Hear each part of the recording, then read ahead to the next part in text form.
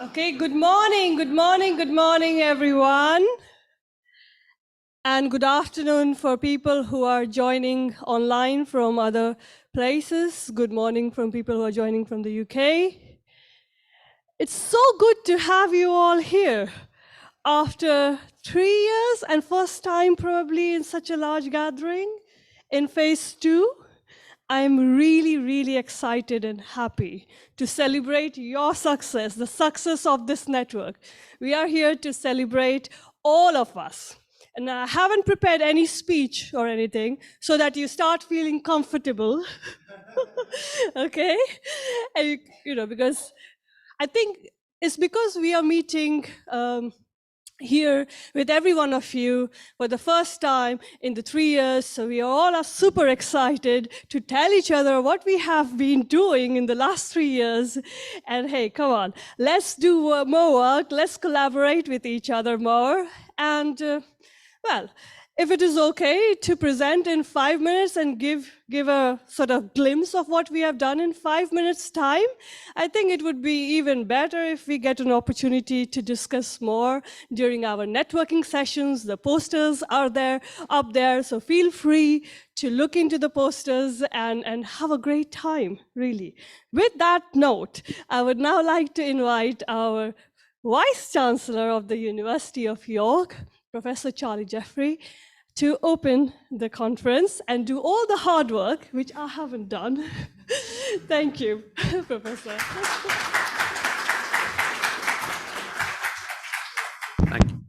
Thank you, Sonal. Not hard work, but a real pleasure on behalf of the University of York to welcome you to this, the 5th annual conference of the STFC Food Network Plus, SFN Plus, on innovations for smart, sustainable and safe food systems. As we can see already in this room, and even more obviously with all the online participants, this is a truly international event.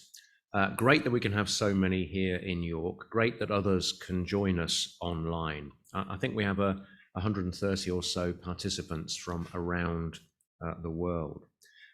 Absolutely delighted that you can be part of this event, and it's an honor for us to host you. Sonal just said that this is the first in-person event, at least for some of you, for 3 years. Now, I've just walked into this hotel and observed people interacting, and it's quite extraordinary, the sense of warmth that exists between delegates who've only seen each other online for the last 3 years. I think that's a testament to the strength of this network. This year, we're celebrating the 60th anniversary of the University of York's foundation back in 1963. And that's been an opportunity for us to reflect on and to renew some of our founding principles. I want to mention 2. The first is, and this is a phrase I found in one of our founding documents, we were established to carry out research that would contribute, I quote, to the amelioration of human life and conditions. I think that's a quite extraordinary mission to have, amelioration of human life and conditions. And then secondly, we had an internationalist commitment from the outset. We believed that we would have more impact on human life and conditions more quickly if we learned with and from others, collaborating across different national and cultural contexts. We summarize all of this in a simple phrase: the University of York exists for public good. Now, your interdisciplinary work in SFN Plus on food systems, physics, data science and technology, working with farming communities, industry experts and policymakers, seems to me to be essential for global public good. And what you do aligns so well with this university's commitment to produce inspirational and life-changing work with social impact extending across borders. And like the university, the SFN Plus network recognizes that it's fundamental that we collaborate internationally, that we collaborate across disciplines, and that we collaborate across sectors. It's through those collaborative interactions that new knowledge and its applications gets sparked. And more specifically, as many of you here know, the SFN Plus brings together Science and Technology Facilities Council, STFC, researchers and facilities, with research, government and industry in the agri-food sector, in order to help our research community make a meaningful contribution to the food system. Over the past 7 years, the SFN Plus has funded and supported over 100 interdisciplinary research projects. The work at the intersection of STFC capabilities and the agri-food industry to address key challenges of food security and sustainability. Among the projects are several working on improving how we assess food safety, how we reduce food loss and waste, how we minimize greenhouse gas emissions associated with food industry supply chains, and how we support the development of farming communities, including smallholders. Today, colleagues from around the world are here to learn from each other, and I'm certain that hearing from the global food research project's results and challenges, as well as the latest knowledge exchange initiatives of the SFN Plus, will prove inspiring and fruitful. I hope you have excellent conversations, sharing thoughts, and in that collaborative spirit, igniting new ideas from the different perspectives you all bring to the discussion. I wish you a very successful conference, and I'm looking forward to, and no pressure, to seeing the transformative impacts of these interdisciplinary projects and collaborations developed in the SFN Plus community for many years to come. It's my pleasure now to welcome Dr. Aravinda Kumar Padi, Principal Secretary at the Department of Agriculture and Farmers Empowerment for the Government of Odisha in India.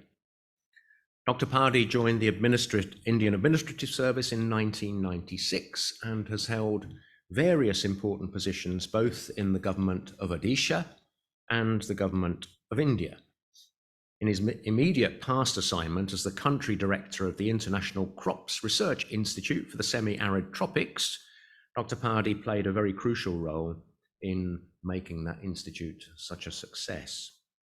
In his current role as Principal Secretary, he is now making radical innovations in policies that will promote regional sustainable food systems while uplifting and upskilling farming communities and others in the agri-food value chain. Dr. Padi brings his expertise on agricultural public policy and research as an absolutely perfect starting point for today's discussions.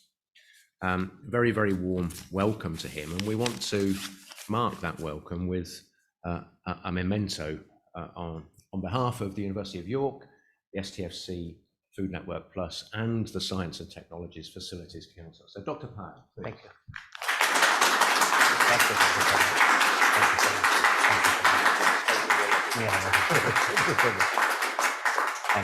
Thank you so much.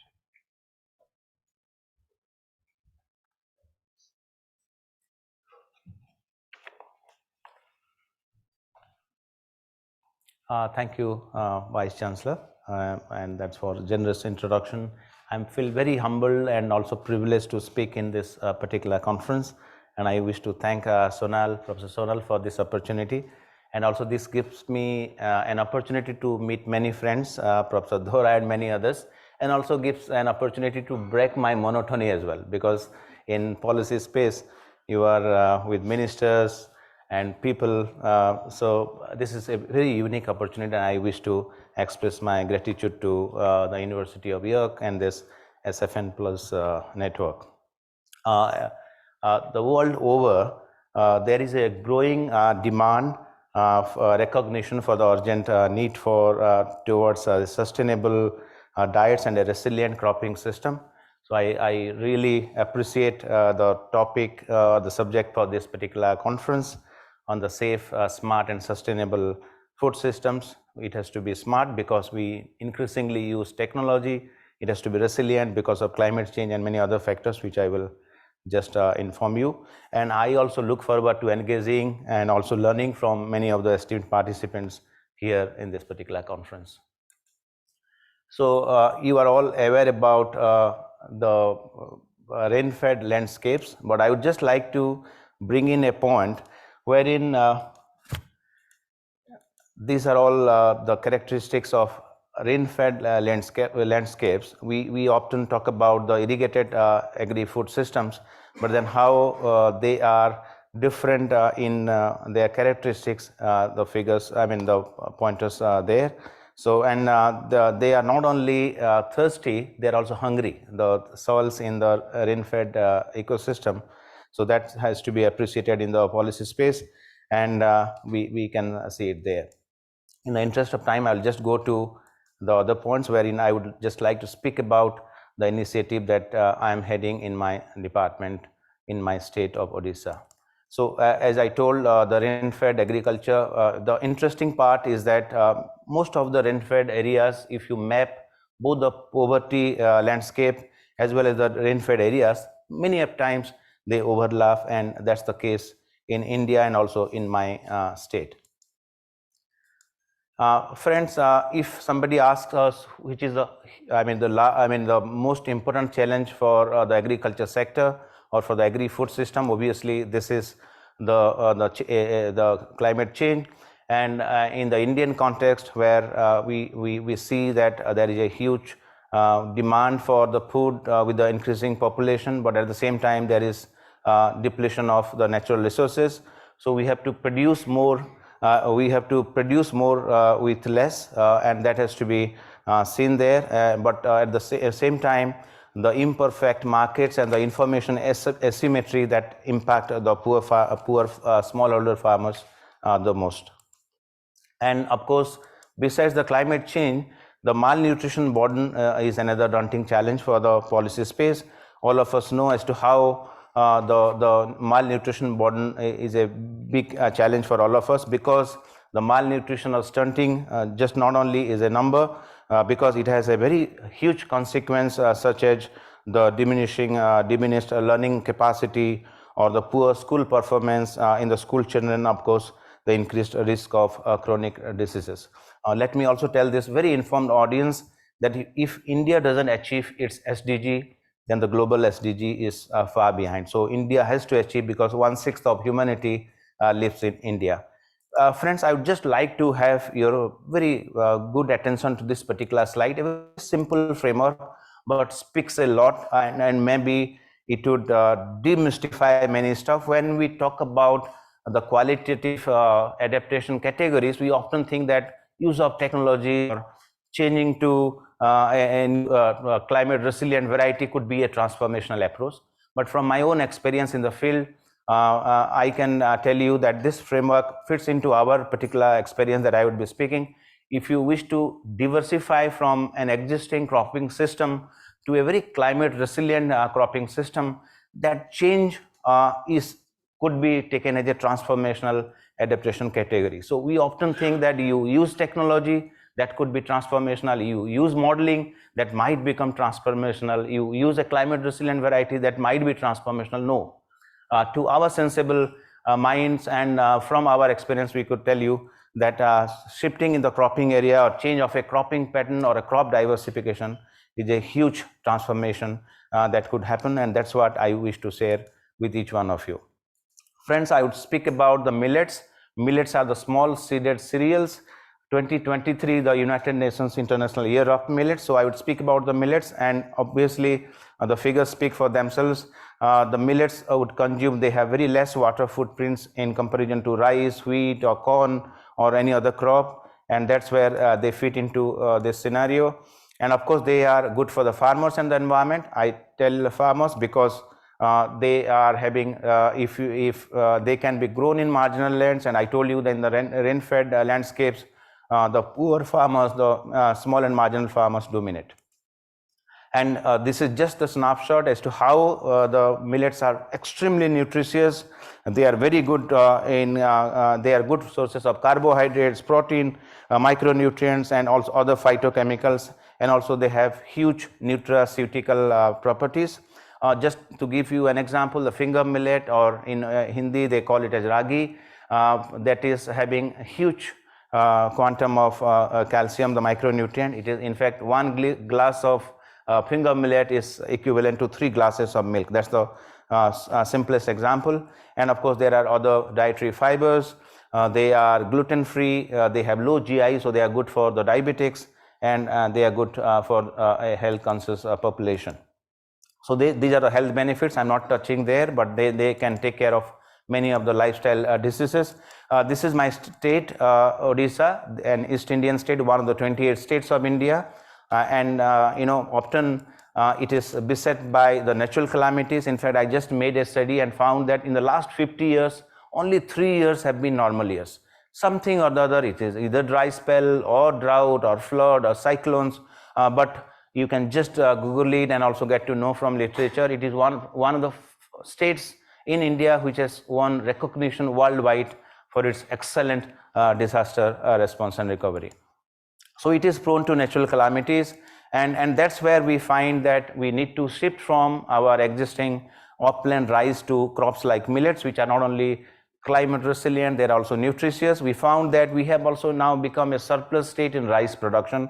We have as high as 4 million tons of rice surplus, so we thought that we need to diversify from the upland paddy to rice, and that's where we thought about launching a mission called Odisha Millets Mission. But then in our mission, we do not think only about the climate resilience or nutrition. Professor Sonal was there in our department a few weeks ago, and wherein we met everybody, all the stakeholders together, and everybody had a consensus that it is beyond climate resilience or nutrition. It is also about equity and justice, because it is the tribal farmers, it is the marginalized farmers, the small holders who would cultivate these crops. But the challenge is that over the years, in the last several decades, several years, the area under the millets have gone down. The productivity has, of course, come up in few of the crops, but then amongst the millets also there are minor millets which are grown by the tribal farmers that has not seen that kind of a public investment that has gone to rice or wheat. So we thought that we do not only talk about the addressing the malnutrition or climate change, but also we wish to bring in the equity and justice to this particular framework, and these are the objectives of our mission. I will tell you about the achievements in the short time that is allotted. And friends, I would just like to tell you that we often, when we talk about the food systems, we often talk about the farm to fork model.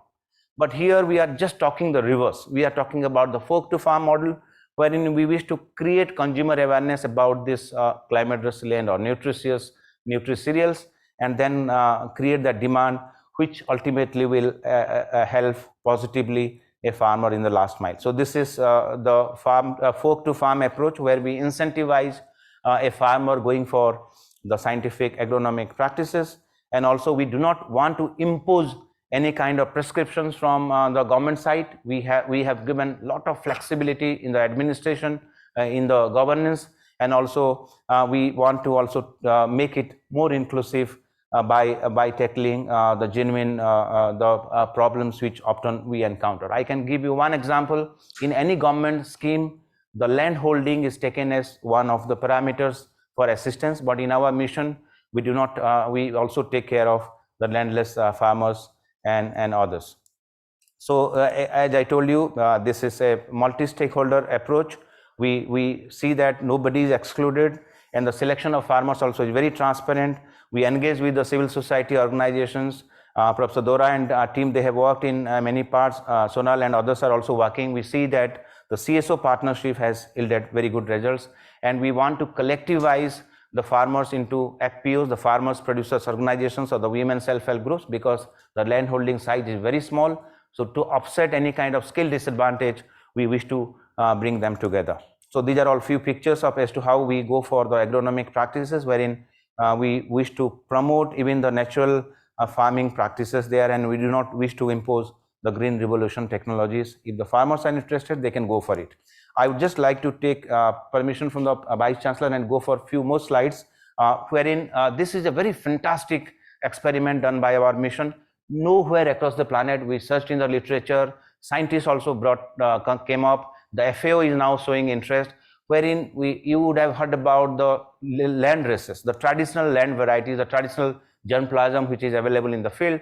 So we found lot many such traditional varieties available of the millets.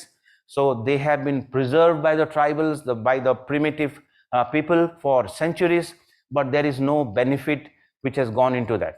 So we wish to incentivize that through a very scientific process. We brought up an SOP for that standard operating procedure or the protocol as to how we could release a variety.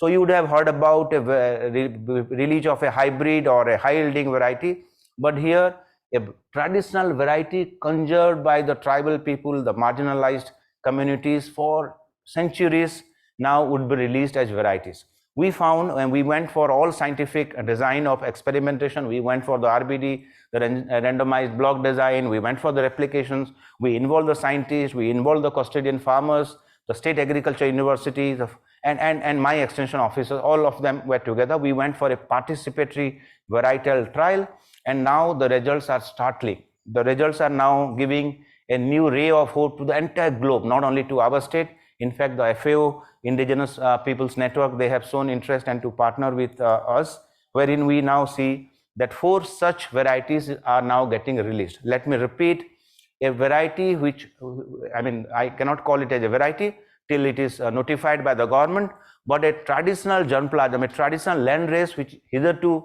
has been conserved over centuries by the marginalized people. Now we went for their screening, characterization, conservation and documentation, and now we are going to release such 4 such varieties, and now we are also going for 10 such millet land races for GI tagging, geographical identification. So this is a very fantastic initiative. I thought I would like to share. These are the processes which we followed as to how we involved the community in the process, and you can see some pictures there. And then I would also like to tell that such custodian farmers have now been recognized at the state level. The Honorable Prime Minister also met one of our millet custodian farmers there in the Global Millets Conference in Delhi just 2 months back. Reprocessing and pre-processing activities are done through the women self-help groups and the farmers producers organizations. I'm not dwelling deeper. The value addition and sales outlets with the women self-help groups, they are mushrooming across the state. So this is perhaps an initiative wherein we are creating a mass awareness on the consumption of millets, as I told you, folk to farm approach, wherein we are finding very fantastic response. The packaging and branding has to be perfect. Now it is the consumer driven market. So we have tied up with the Indian Institute of Packaging. We are all going very scientific, totally managerial, and we are promoting the millet based enterprises through the FPOs and WSAGs across the state. We have Millet Shakti cafes. If any of you come to my office, we have a cafe running in our office. Professor Jeffrey, when you come to my state, Odisha, I will take you to that cafe, and you will see for yourself as to how the empowerment of women has come up, economic empowerment through the millet-based activities. We have a very robust procurement system wherein we procure from the farmers. If you tell farmers to grow something and do not ensure the mechanism of their marketing, then it would not sustain. So we have a very robust mechanism wherein we do not have any human touch points. It is all mechanized millet procurement automation system, wherein by design also we do not wish to procure everything. We wish that the malnourished family also takes those millet products within the home and raises the nutritional outcomes. So the entire procurement operations are very scientific, and after they are procured, the delivery through the government delivery channels like the Noon Meal or the PDS, ICDS, the Integrated Child Development Services, through those government delivery channels, we take those millets to the field. And of course, now we have initiated Ragi Laddus, a small Ragi Laddu in the morning snacks of the schools in many districts. We have just started with 2, but we will go to, and we have been recognized as one of the best models by the Niti Aayog, the planning body of our country. And of course, the Cambridge University partnered with us for one of the projects, and we have got many recognitions which I'm not telling here.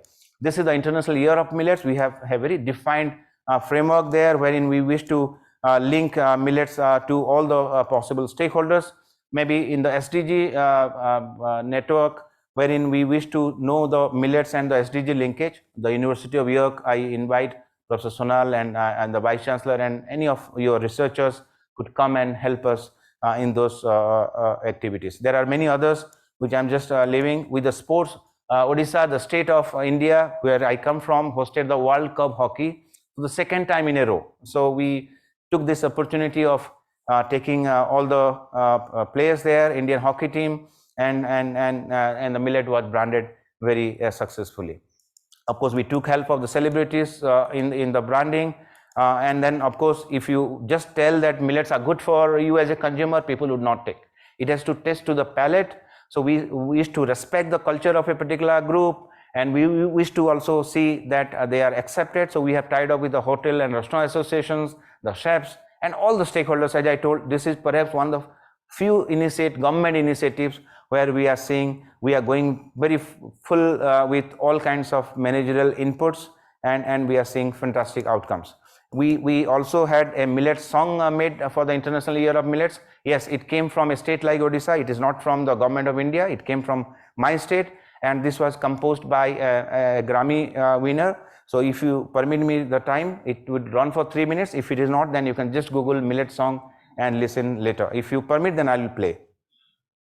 If the time permits, I can play. Okay. You can just see it, please. This is in the tribal language and also in English. It had 1 million likes in 1 week.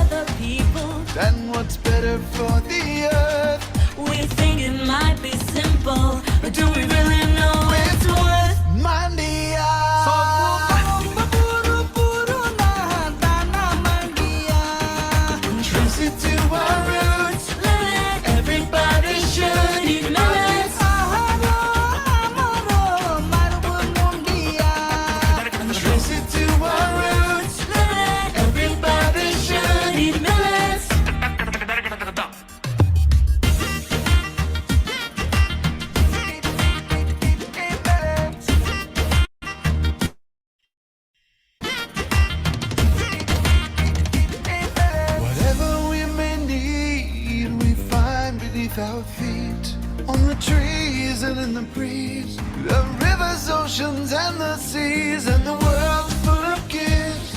We just take what we wish for. If we think of each other and care for one another, together we can make the world Mandia.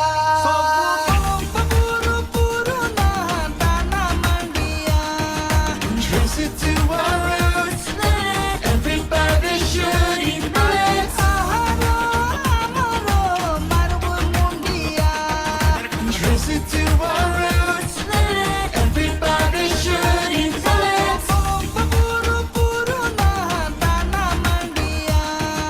Trace it to our roots. Everybody should eat millets.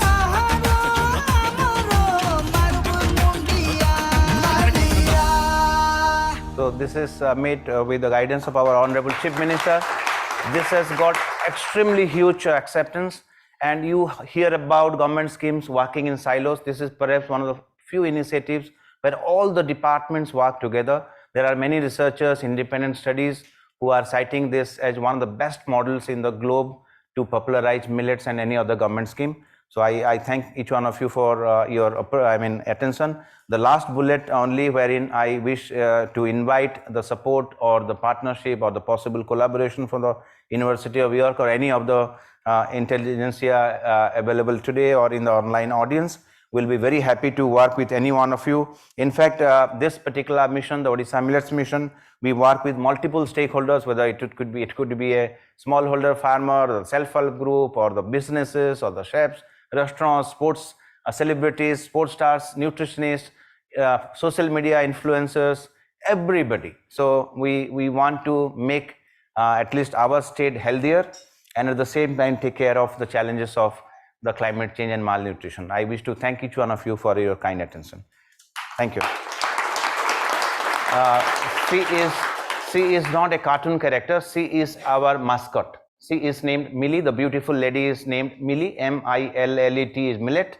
Her name is Millie. She is very popular in my state. Thank you so much.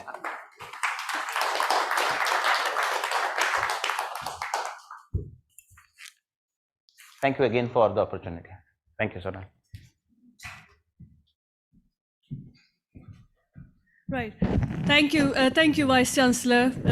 Charlie, Jeffrey, thank you for doing the honor. And thank you, Dr. Arvind Pari, for inspiring us. Now we should be humming this song, everybody should eat millets. I'm probably not singing in the right tone though. but you get the feeling, yeah? So hopefully in the next conference, we will be procuring a lot of millets snacks, yeah, and healthier millet snacks. We didn't get the opportunity to procure it in this conference, but just get the feeling of involving yourself in eating millets. Back to the roots. Okay, right. We move forward now to our Theme 1 presentation, and I have the honor of having excellent chairs here, Professor Peter Allen and Dr. Ife. So they will be doing the honor of bringing in the participants and the co-Is and the PIs to present the presentations, to give the presentations and do some insightful talk in 5 minutes time each. Strictly 5 minutes. Yeah, thank you. So Peter and Ife, over to you as a chair. Thank you. Sonal. We're going to have to do this very quickly, so I will just get each speaker to come up to stage for their presentation. We will be rigorous on time. It's a great stage here. There's a trap door and there's a pit with tires which opens at 5 minutes and 1 second after you start speaking. So, first speaker is Kang Yu.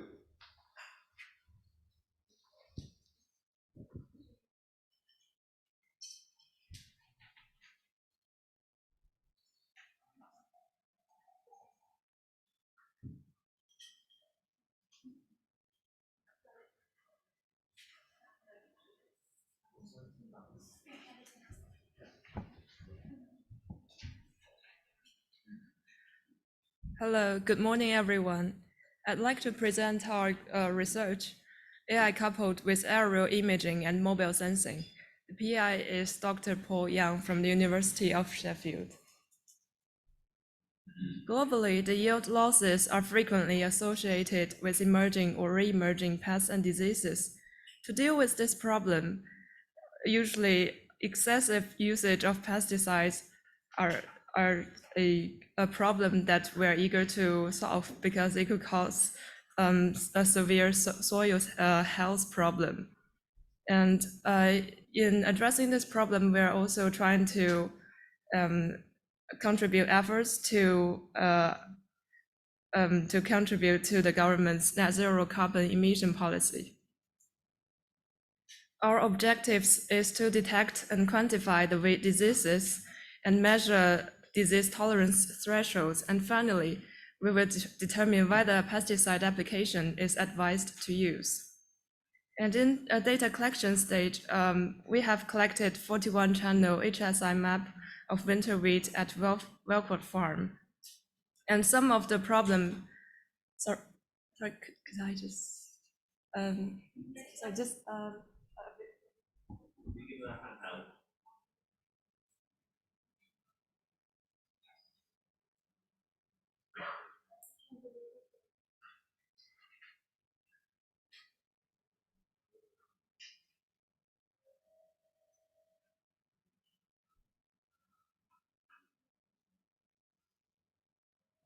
Sorry for this.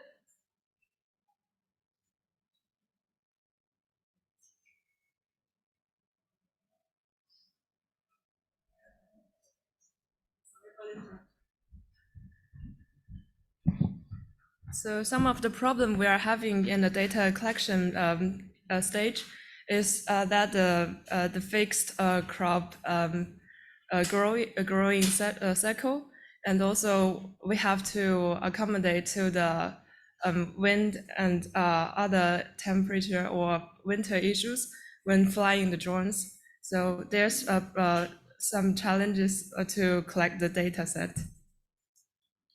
And our methodology is as below. The first step is to design a deep learning-based image analysis model for extracting discriminative features from UAV images. And the second step is to design the broad learning technologies for UAV feature and multimodal data to improve accuracy. And at last, we will combine the predicted result with accepted weed, pest, and diseases thresholds levels to produce an informative multi-level pest and diseases management output. And with the help of STFC, we were able to apply a lightweight hyperspectral imaging system, and which can capture the map of 41 wavelengths within a spectral range of 450 to 920 nanometers. And on the left side, it shows the weed diseases HSI map we've collected in May at Wellcourt Farm. And on the right-hand side, we're generating the mask based on our algorithm, and it shows the diseased and healthy wheat area. And the algorithm is based on reflectance values and PCA and K-means clustering methods. So with our research, we can develop the applications to help with the pest and diseases problem of wheat. The first application is early detection. Our model can recognize infected wheat even in an early stage with no visible symptom. And our model can achieve an accuracy of 95%. The second application is mapping disease. Our system can recognize infected area and generates corresponding mask, and our pixel accuracy is 94.8%. Also, it's user-friendly because the hyperspectral imaging system can be loaded on any moving vehicles. For example, placing a camera on drones or tractors, or even holding it in your hand. And we have, our research has made impact in the industrial community. We have disseminated our results in the precision agriculture community, and also we've disseminated our results with the end users and farmers or companies. We also provided training and guidance for farmer-led IPM to achieve soil health management. And also currently, sorry, it's not showing on the slides, but we have secured fundings on several extended projects, two with the Innovate UK and one with KF. And our plans for the future,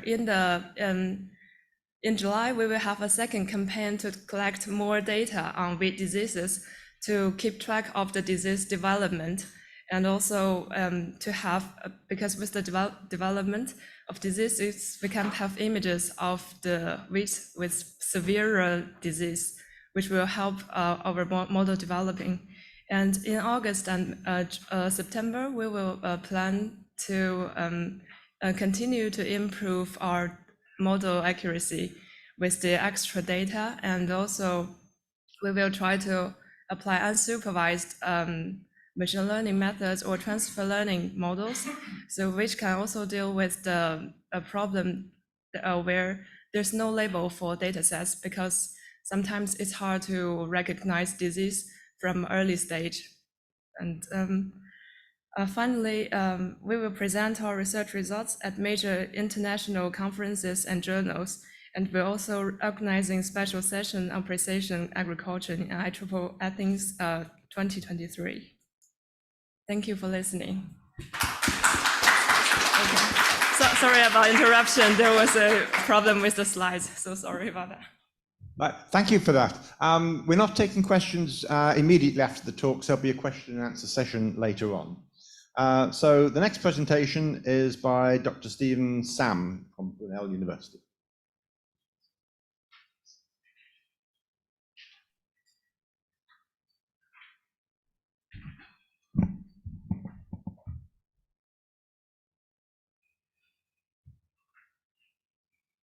It's the first slide. Okay, let me start from here.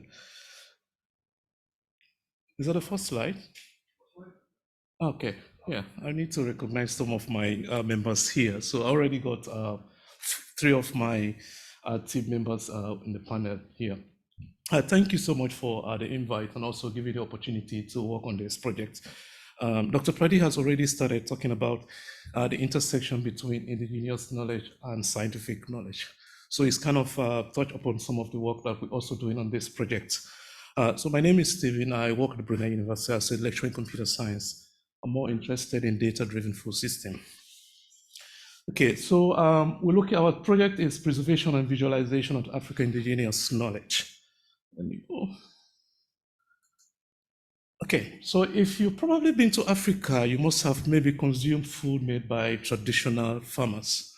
In Africa, 80% of the food produced be done by traditional, what we call traditional indigenous farmer through what we call indigenous knowledge, which is a very tacit knowledge that is transferred from one generation to another. It's not a knowledge that we often learn from book. So there is a huge problem with this knowledge in the sense that because of the emergence of modern agricultural practices that we've now seen small-scale farmers in Africa going into more commercial farming, that we've also seen a lot of land grabbing where government is now taking land from farmers and transferring this land to maybe multinational companies, specifically from Asian countries who are also seeking for arable lands. So what this has done, it has put a lot of pressure on this knowledge, which is very significant if we are talking about food security in the long term. Right. So our research is looking at these challenges in terms of how do we address this. So we wanted to capture this knowledge and preserve it, then also make it available to researchers. That is one thing we wanted to do. The second thing we wanted to do was to create an intersection between this knowledge and scientific knowledge, like Dr. Pradi touched upon. And the third part is also to create a platform where this knowledge can be taught, can be learned by farmers to farmers, and also can be learned in the school setting. Yeah, so the overall aim of this research, which is to develop a data-driven educational sort of knowledge-based platform to capture, share, and store and share this knowledge.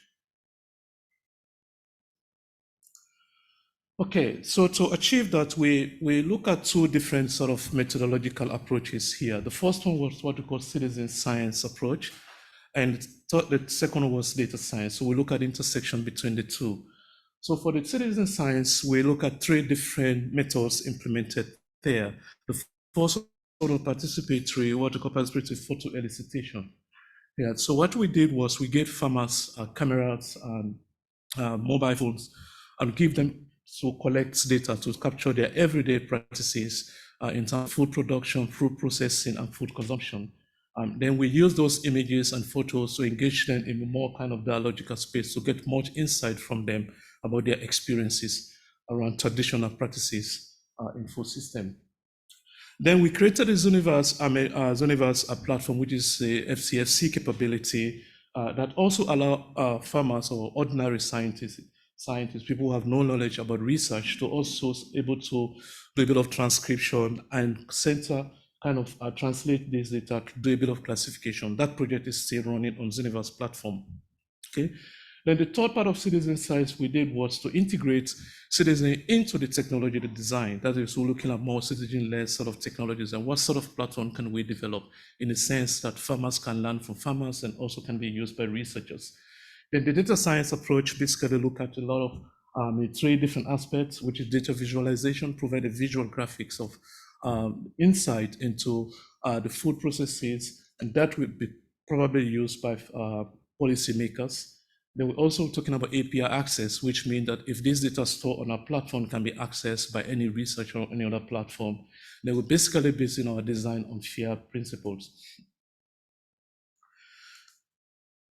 Okay, so help us really contextualize this. So we develop a bit of model here, looking at the intersection between data science and citizenship. So often when we talk about prediction, food predictions and modeling, we often look at much more a big data perspective.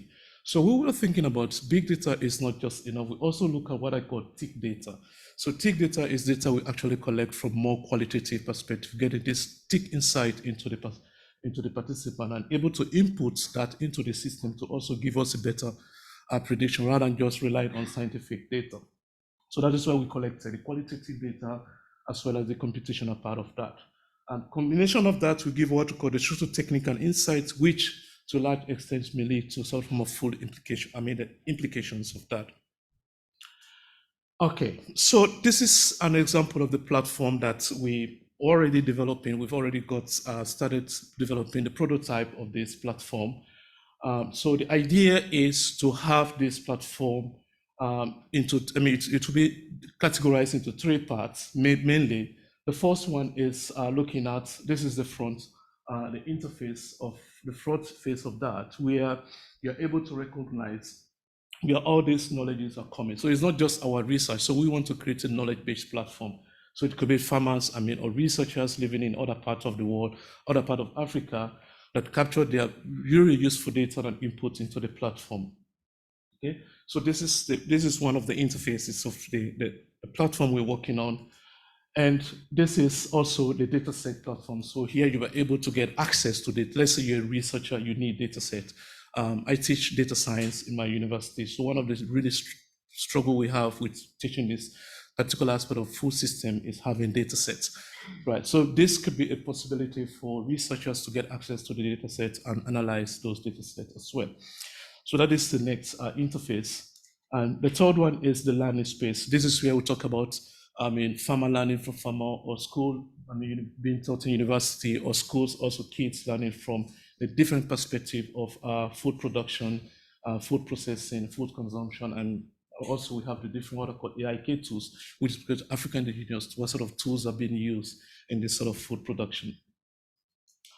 And then we have the visualization interface as well, which has been very useful for policymakers to get insight in terms of where this food has been produced, what are the challenges farmers are experiencing, so help them develop a better policy and allocate resources accordingly.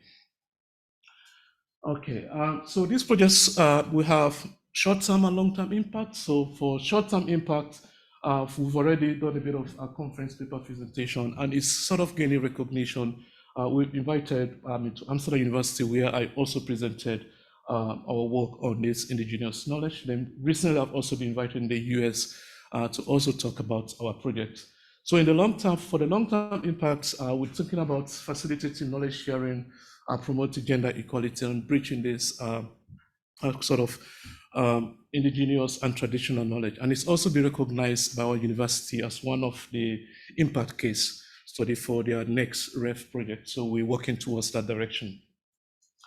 And our next steps, so like I said, the proof of concept is under development. And so we also aim to organize a demonstration workshop. Once the platform is ready, we need to organize a demonstration workshop to get a second insight from the farmers as well as the stakeholders, which can be input into the system. Then we hope to explore additional funding opportunities. I've already applied for projects on UKRI project grants on data-driven food system in Africa, based on this sort of research that we'll be doing. Okay, so this is my team. Like I said, I have 3 of my team members here, including myself. So we're working with a local farmer, which is very, very, very insightful here. So this foundation, they brought in sort of a more gender dimension into our project. Then we have the agricultural company, which is sort of more traditional or local indigenous agricultural company. We're working directly. Yep, thank you.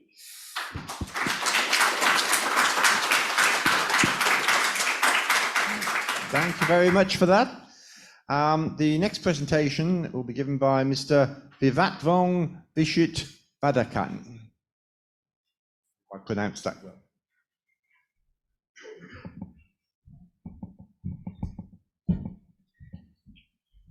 Thank you. I would like to mention to my other colleagues who is not here today, Professor Emeritus Dr. Attachai Jintawed. He's from Chiang Mai University in northern Thailand. That's where the plantations are. And also Dr. Anthony Brown from Durham University. He is also an STFC champion.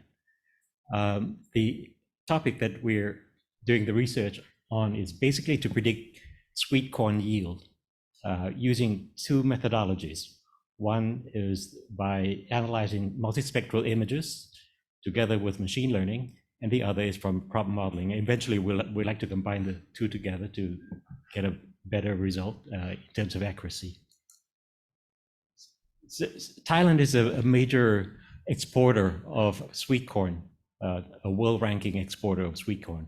So the logistics of having a very efficient supply chain is very important, because in a processing factory, once you harvest the corn, it has to be delivered to the processing factory within 24 hours. You cannot store it in a silo.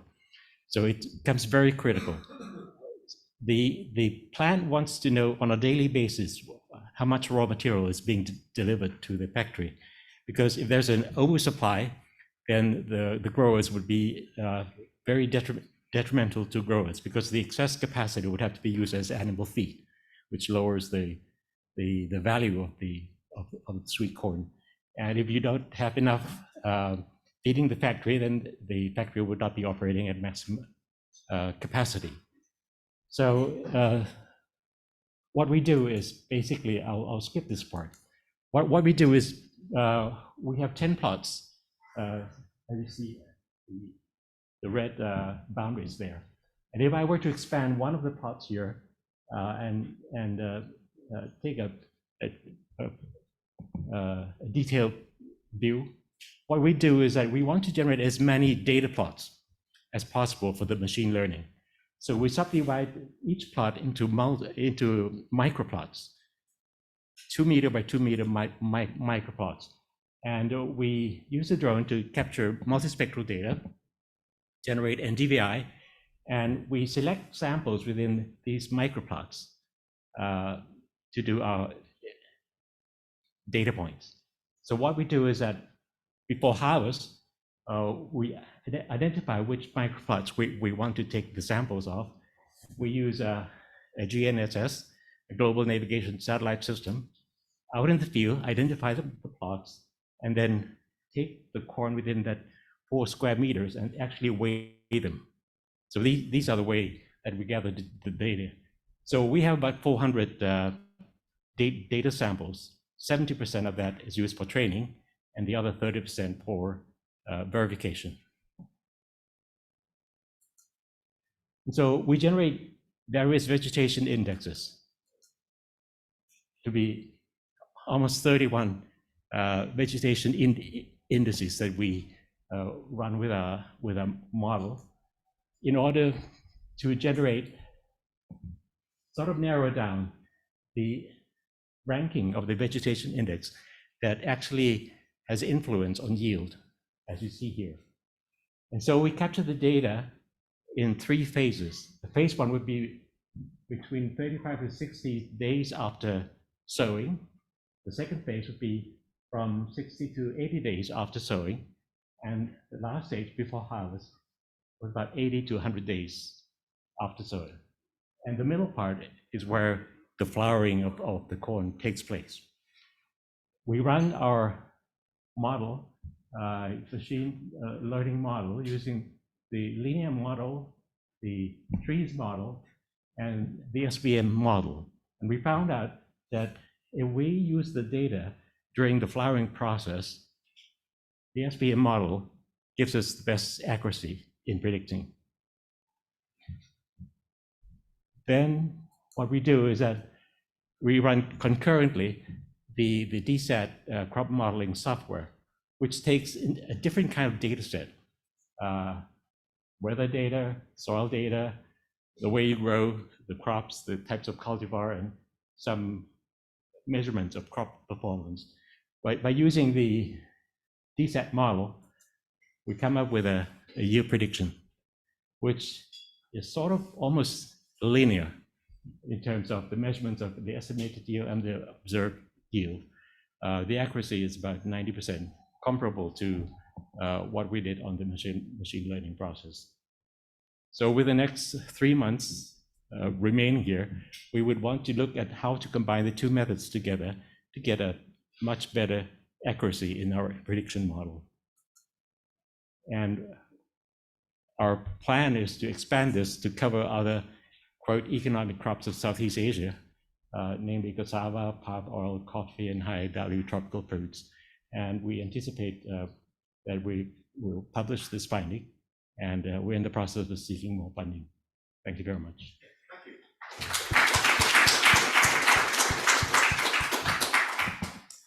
The next paper will be given by Dr. Ruben Sakrabani.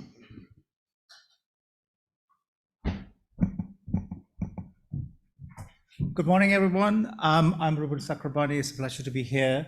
I'm going to talk about the project we're doing in collaboration with Geneva Burka and Dr. Adrian Hillier on looking at the influence of moisture on releasing nutrients in a novel green fertilizer using the neutron and morning X-rays. So briefly about the food challenge. So food security is essential, as you know, and we need up to 50% of the fertilizers are still dependent for food production. Fertilizers are very energy intensive in terms of its production and its requirements. So in this project, we're looking at an alternative green fertilizer by capturing the CO2 from a point source into organic waste and then converting into a pelleted fertilizer. But this is all very timely due to the increasing policy requirements. But one of the challenges with these organic fertilizers is the traceability, because they're very variable. And that's where we see it is very timely and appropriate to use the STFC facility. Hope I get extra time for that. Sorry, I had to say that. The methodology we are using is using the two techniques available at STFC, which is the neutron imaging and the morning X-rays. Focusing on the neutron, we're looking at how the influence of moisture can be determined by using the neutron technique, looking at the porosity and the density of how the pellets are packed. And for the chemical composition is where we're using the morning X-rays technology. And this is an example of the pellets, as you can see.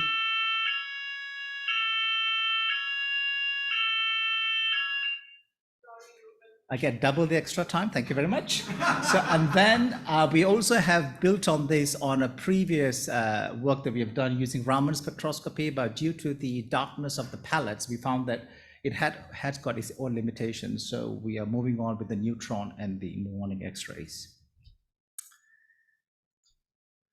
So this is how it looks like. For those of you who are familiar with this, so this is the example of the neutron imaging technique, where you place the pellets, which is this middle bit there, you can see, and on the right and the extreme right,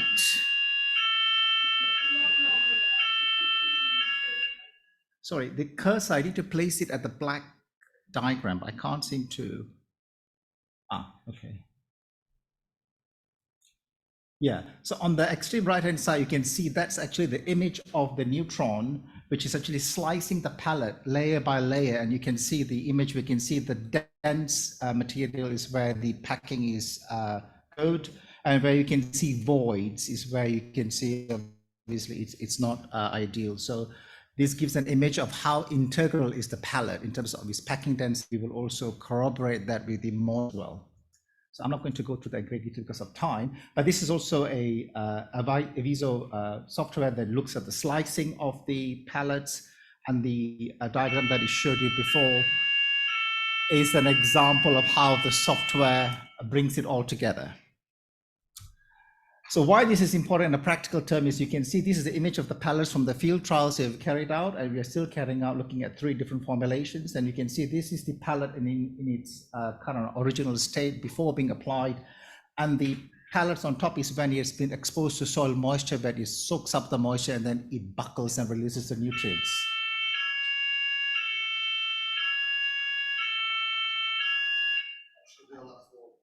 Okay, good.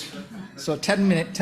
Okay, thank you. So, and the pellets are distributed using a spinning disc, And you can see in the diagram here on the bottom here, there's actually a disc that actually spreads the pellets up to 24 to 36 meters wide. So if the moisture is soaked up by the pellets, when it actually spreads, the trajectory will not be ideal and the spreading efficiency will be affected.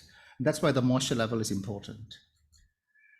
So the follow-on work is where we're going to use this special chamber that we will design, and we will place the pellets in these units, and we will diffuse that with aerosols of moisture until it soaks up at particular levels of moisture, and then bombard it with the neutron to look at how, what is the optimal conditions for the moisture absorption by the pellets and where it buckles. And this is where we're going to do further work building on the previous study. So what are the next steps? So these will give us influence some quantification of how variable are these pellets because of the biological origin. And we have also been instrumental in getting some further on funding where we've got the ICES beam time for the muon, and we're trying to also get beam time for the neutron. And and in this way, collectively, we are trying to look at the physical composition and also the chemical composition of the pellets. So we have had some fame and glory with talking to others, where we had an innovation open day, which we carried out talking to farmers. We had this opportunity to be interviewed in the radio as well, and also some trade articles that we have published for Chemistry World. And in this way, we're trying to actually disseminate the work that we're doing in addition to the scientific work. Thank you.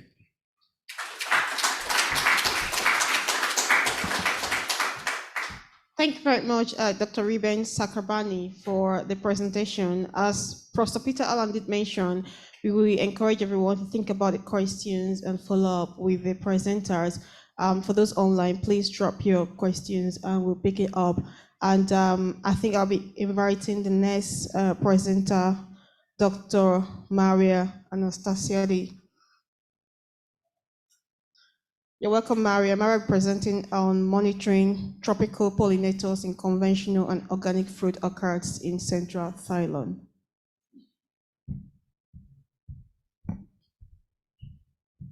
Okay, hello everyone. I'm really excited to present this work.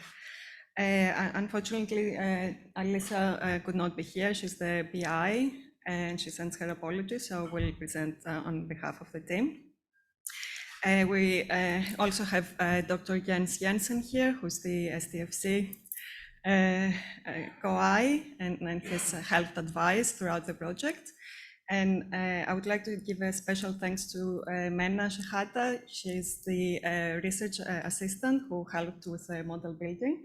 And we also had an amazing team of 6 very enthusiastic students who also helped develop the model with recent data from 2022 and 2023, and also created a very nice user-friendly app for processing data. So can I just, okay. So in terms of the food challenge, as you all know, insect pollinators are vital for crop pollination, for food security.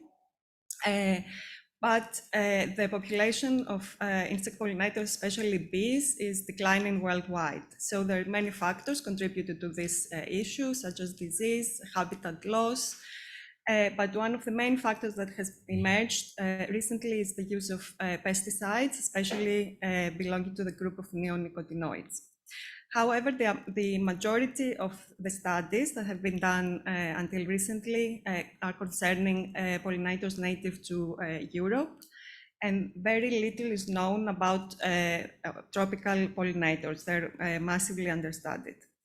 So this is what this project is setting out to do. We want to see how the use of pesticides is affecting tropical pollinators, particularly in Thailand. And one of the methods that are used is setting up time-lapse cameras to capture images of pollinators in conventional versus organic fields. So the main challenge there is that there's a massive amount of data that has been produced, images that has been produced, and it was virtually impossible for the researchers to manually go through and sort out the images. So they came us for help to find a solution to that, and we were happy to get involved with this particular project. So the data that we collected come from central Thailand, and we specifically focused on guava crops. And we wanted to capture data throughout a whole year, so capturing all seasons. This is an example of some of the farms where we received data from in Thailand. And the green ones is the organic farms, and the red ones is the conventional farms. So this is just a small set of fields that we used as test data. We have, in actual fact, we have a lot many sites that we use. So in terms of methodology, we used computer vision. We started with CNNs, with convolutional neural networks, as a way to classify images and see if we can identify the pollinators correctly. But quickly we realized that this is not going to work because, you know, bees like to move around. They're not stationary. So we had to move to object detection algorithms so that we could both locate the insects in the image and also identify them. And that's why we moved into using the YOLO algorithm. Also, there is a piece of work done in Thailand, which involves pesticide analysis in flowers, but today I'll be talking about the work that we have done in Cranfield in computer vision. So our methodology involved collecting images, like our training data consists of about 2,000 images. We also had a validation and an independent test set that we used to evaluate the model. We selected YOLO v5 as our algorithm of choice, and this is a pre-trained model which we could train based on our data to customize it. And we also had to do some pre-processing. One of the main issues was that some classes of pollinators was rare compared to other more abundant pollinators, so that created a natural imbalance in our data set. So we had to deal with this before we proceeded to training the model.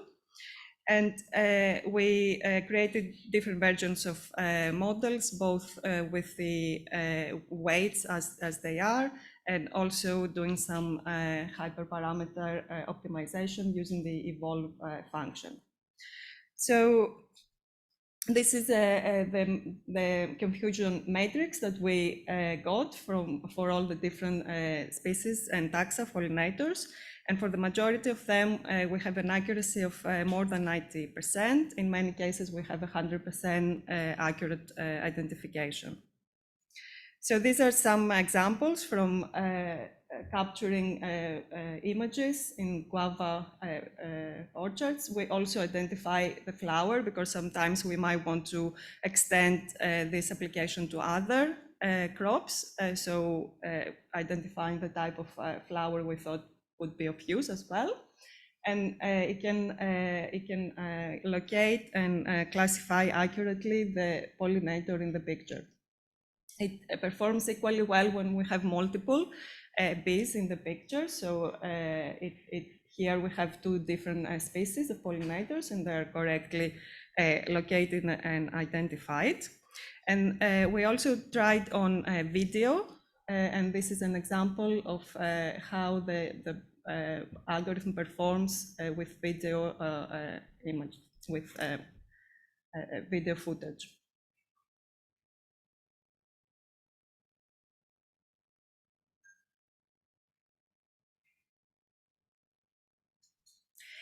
And obviously, we couldn't just take the algorithm and give it to our collaborators in Thailand. We thought that we need to create a user-friendly application, and that was a major part of the group project that we had this year in our master's, for our master's students. And I have to say that they were very happy, extremely happy to work for this project. They actually had to toss a coin to see which group was going to work on the pollinators project. And they created the B-Tech. This is a Python application where the user can feed in the badges with the data. And then here they can select the algorithm. So we have different models. They can play around and see which model works best for the data. And excuse me, automatically process the data and come up with the final identification. So in this panel, they can see the results. Because the majority of the photos would have no pollinator, when the results are generated, they are divided into two folders. So the no pollinator folder and the pollinator folder. So if you want to manually look through the data, it's very easy. And then there's also a statistics pane where after the data have been processed, there's some tables with summary statistics that are generated. And there's also some statistical analysis, so we can see which bees species are more abundant if we're talking about one field, or if we want to compare between different fields, we can see whether, for example, in organic versus conventional fields, we have differences in the species and the abundance of pollinators. So this is extremely helpful for the researchers. And also the results are exported into a HTML report using Jupyter Notebook, which again captures all the information, both for the data set, the specific data set, and also gives information about the particular model that was used to generate the data. So, so instead, in terms of impacts and what we want to do next, we are currently engaging with stakeholders in Thailand, so with WWF Thailand, EarthNet Foundation, and so and etc. We plan to go to conferences to show our application. We're very proud of what we have developed, and we also plan to have at least 1 or 2 peer-reviewed publications. And we really want to extend this project to the UK. So obviously, what we have developed for Thailand can very easily be used in other geographical areas. Also, not just for pollinators, we can use it for other applications, other problems and challenges. So as follow on, we're planning to apply with Australia for this call on AI, this BSRC call on AI. So we would like to find common challenges in both countries and create an application. And we had also advertised a project for optimizing pollination here in the UK, in UK crops. And we had advertised for this, but unfortunately the issue is that they would only fund 5 overseas students, and our preferred candidate was overseas, so we missed out on that, but we will try and get new funding. So thank you very much for listening, and I hope I didn't take too much of your time. Thank you very much, Dr. Maria Anastasiadi, for the presentation. And the next speaker will be Ms. Menatula.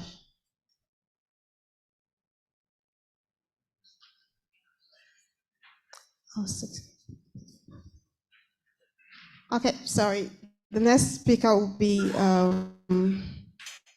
Dr. Stephen Shivasa from Durham University.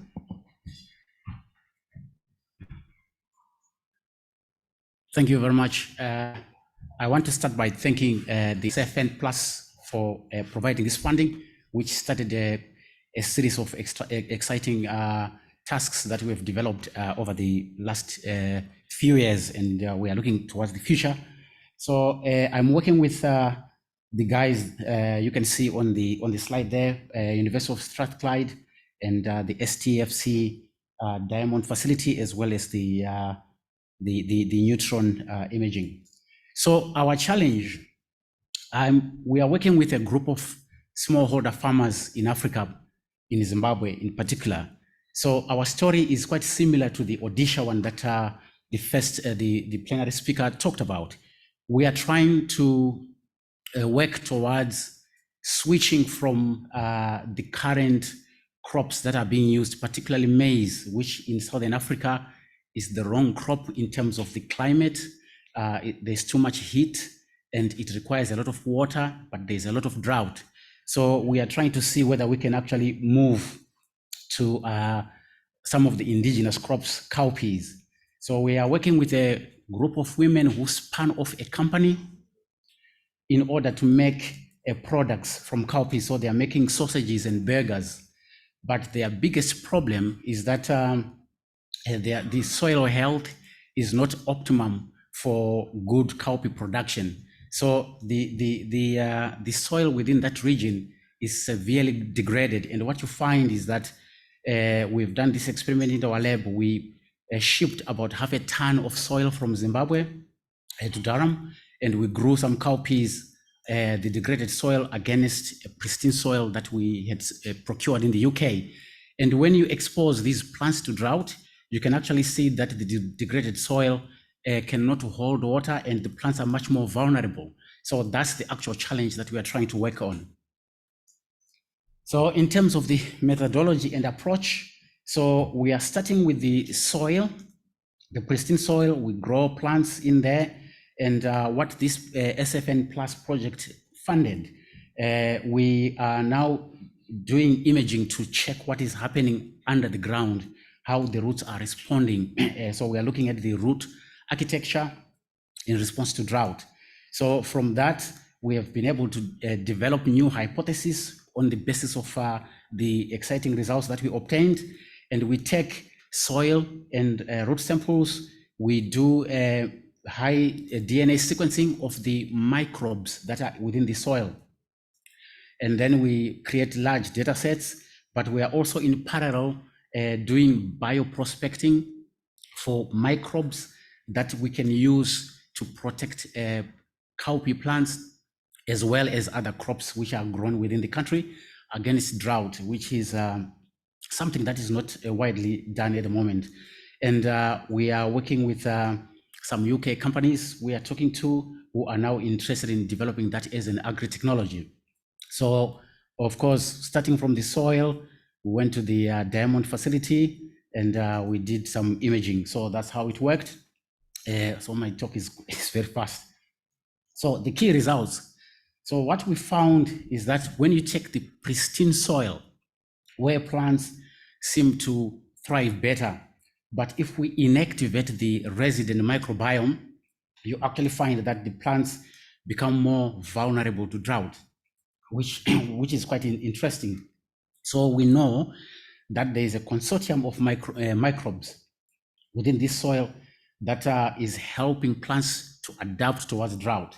So in terms of looking at what is happening to the root system, you can see with active microbiome, you get a very nice, well-developed root system which has got much mass. But when we kill the microbes, it's a very limited root system. So what we are now doing, we are now isolating and identifying genetically some of the microbes we suspect are responsible for this phenomenon. We haven't yet had impact, but we've done some engagement work within Zimbabwe.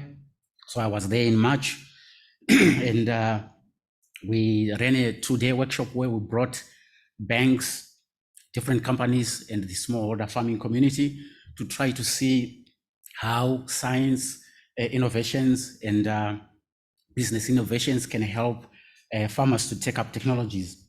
And I was actually on television in one of the business programs being interviewed by this chap.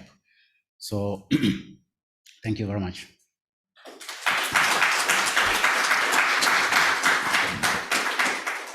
Thank you very much, Dr. Stephen Chivasa. Apologies for that mistake earlier. The next speaker will be Dr. Rajneesh Verwedi from the University of Delhi. Hope I got that right. Thank you.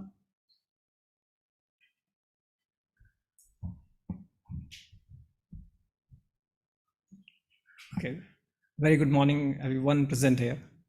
The idea earlier, Dr. Stevens also told about that, how our system works, how the microbiomes can impact the any plant is growing in the drought persistent soil.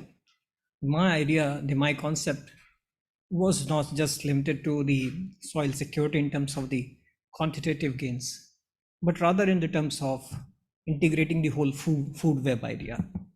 And one of the things which is very important as a community for us as scientists, as well as the people who want to ensure that there is sustainable agriculture, we also come with the responsibility to ensure that the biodiversity which is associated with the agricultural landscape, that also sustains. Keeping in that those perspectives, the idea of identifying species came up in the which are present in the soil as well as in the soil surface. As I think Dr. Maria can associate with this, how the identification of the species is much more important for us. So my idea was to identify the species which are present inside the soil, because they have certain key roles to play. They ensure that the health is properly aerated, and some of them are also called as soil engineers. So it protects the overall health of the soil. So the challenge for us as a SFN Plus network is that we ensure that there is soil health is maintained. So we just in our project, we just looked at the biological monitoring aspect of Indian agricultural landscapes in northern India, particularly who are facing the intense agriculture and repeated agriculture. So we focused over there and tried to identify certain species which a farmer can know about. I mean, a farmer can, if the farmer can identify that species, and if that the farmer has the information, access to the what that species does, it can help them to get a informed decision about what to practice in the agricultural landscape or not. So that was the idea behind this project. So what we did in our project was to visit these places. As in the left side of the screen, you can see that there's certain red points. So these red points indicate the sampling sites where I went and collected soils. And the soil collection is not that simple. It has to be done through certain standardized parameters. Some of the farmers are welcoming that, okay, fine, that you can collect our soils, and some of them sometimes not. But most of the time, they are welcoming, very welcoming. And these agricultural landscapes involve two types of farms, where in some places they are practicing natural farming, and in some places, of course, the conventional, I would say, the 1970s idea of promoting more food is present, use of heavy fertilizers and flooding the whole agricultural landscape. So those things. So what we did is we went there and collected some soil samples, and then extracted these the certain fauna which are present inside the soil as well. And we also took these certain images which are present on the soil surface. So collecting these the soil fauna was important, and then we took them to the lab and took images. And sometimes some of the images were taken in the field, because we did not wanted to damage and collect simple things. And then we classified these soil fauna into two types. One which are mainly dependent on the soil. Some of them live inside, they complete their life cycles inside the soil. So we collected what that is one category for us. Another is which are present on the soil, on the surface of the soil, which are interacting continuously with the crop systems as well.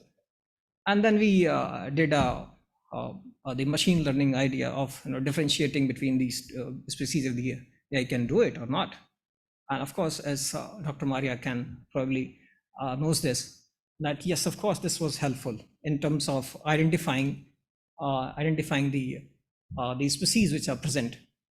If some is like Oxidus, this is a species which is called Oxidus, or you also name it the garden centipede, you can say, garden millipede, sorry.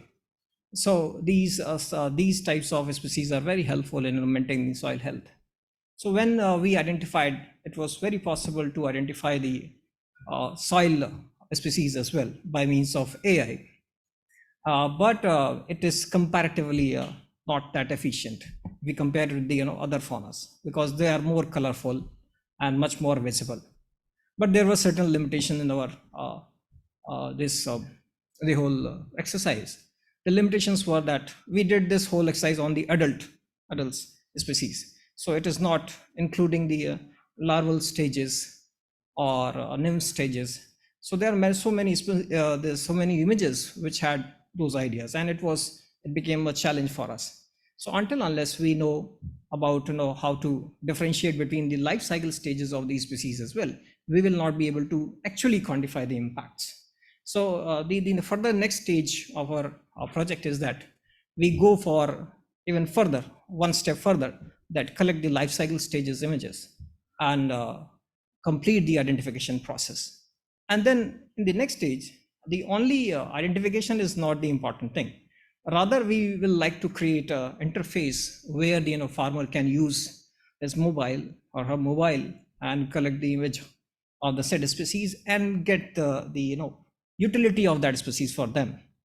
The species can be useful as a pollinator, or it can be useful for as the soil engineer. It can be manipulating the ensuring the aeration of the soil as well.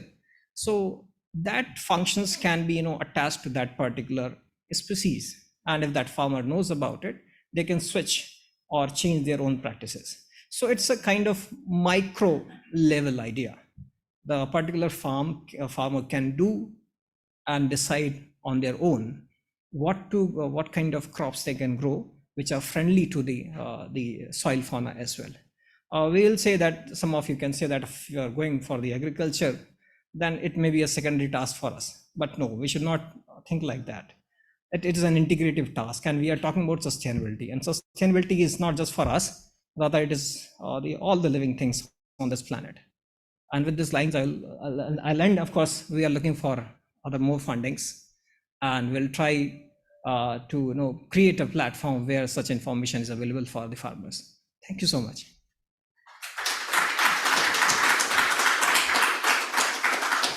Thank you very much, Dr. Rajneesh Trivedi, for that presentation. Very insightful. I think we've come to the end of this particular section of presentation, and we're very pleased to go kind of move on to the question and answer section. And hopefully our presenters will be quite available to attend to the questions once we're able to present them. Yes, so we're splitting the work between us. I will field the questions from the room. Iffy will be looking at the questions which are appearing online. So could I ask all of the presenters to come up to the stage, because otherwise we'll be spending a long time passing microphones around.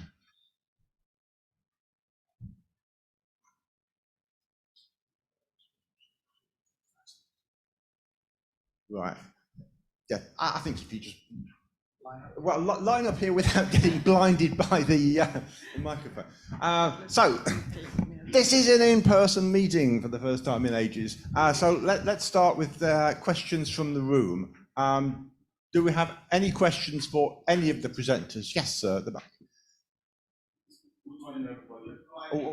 Sorry.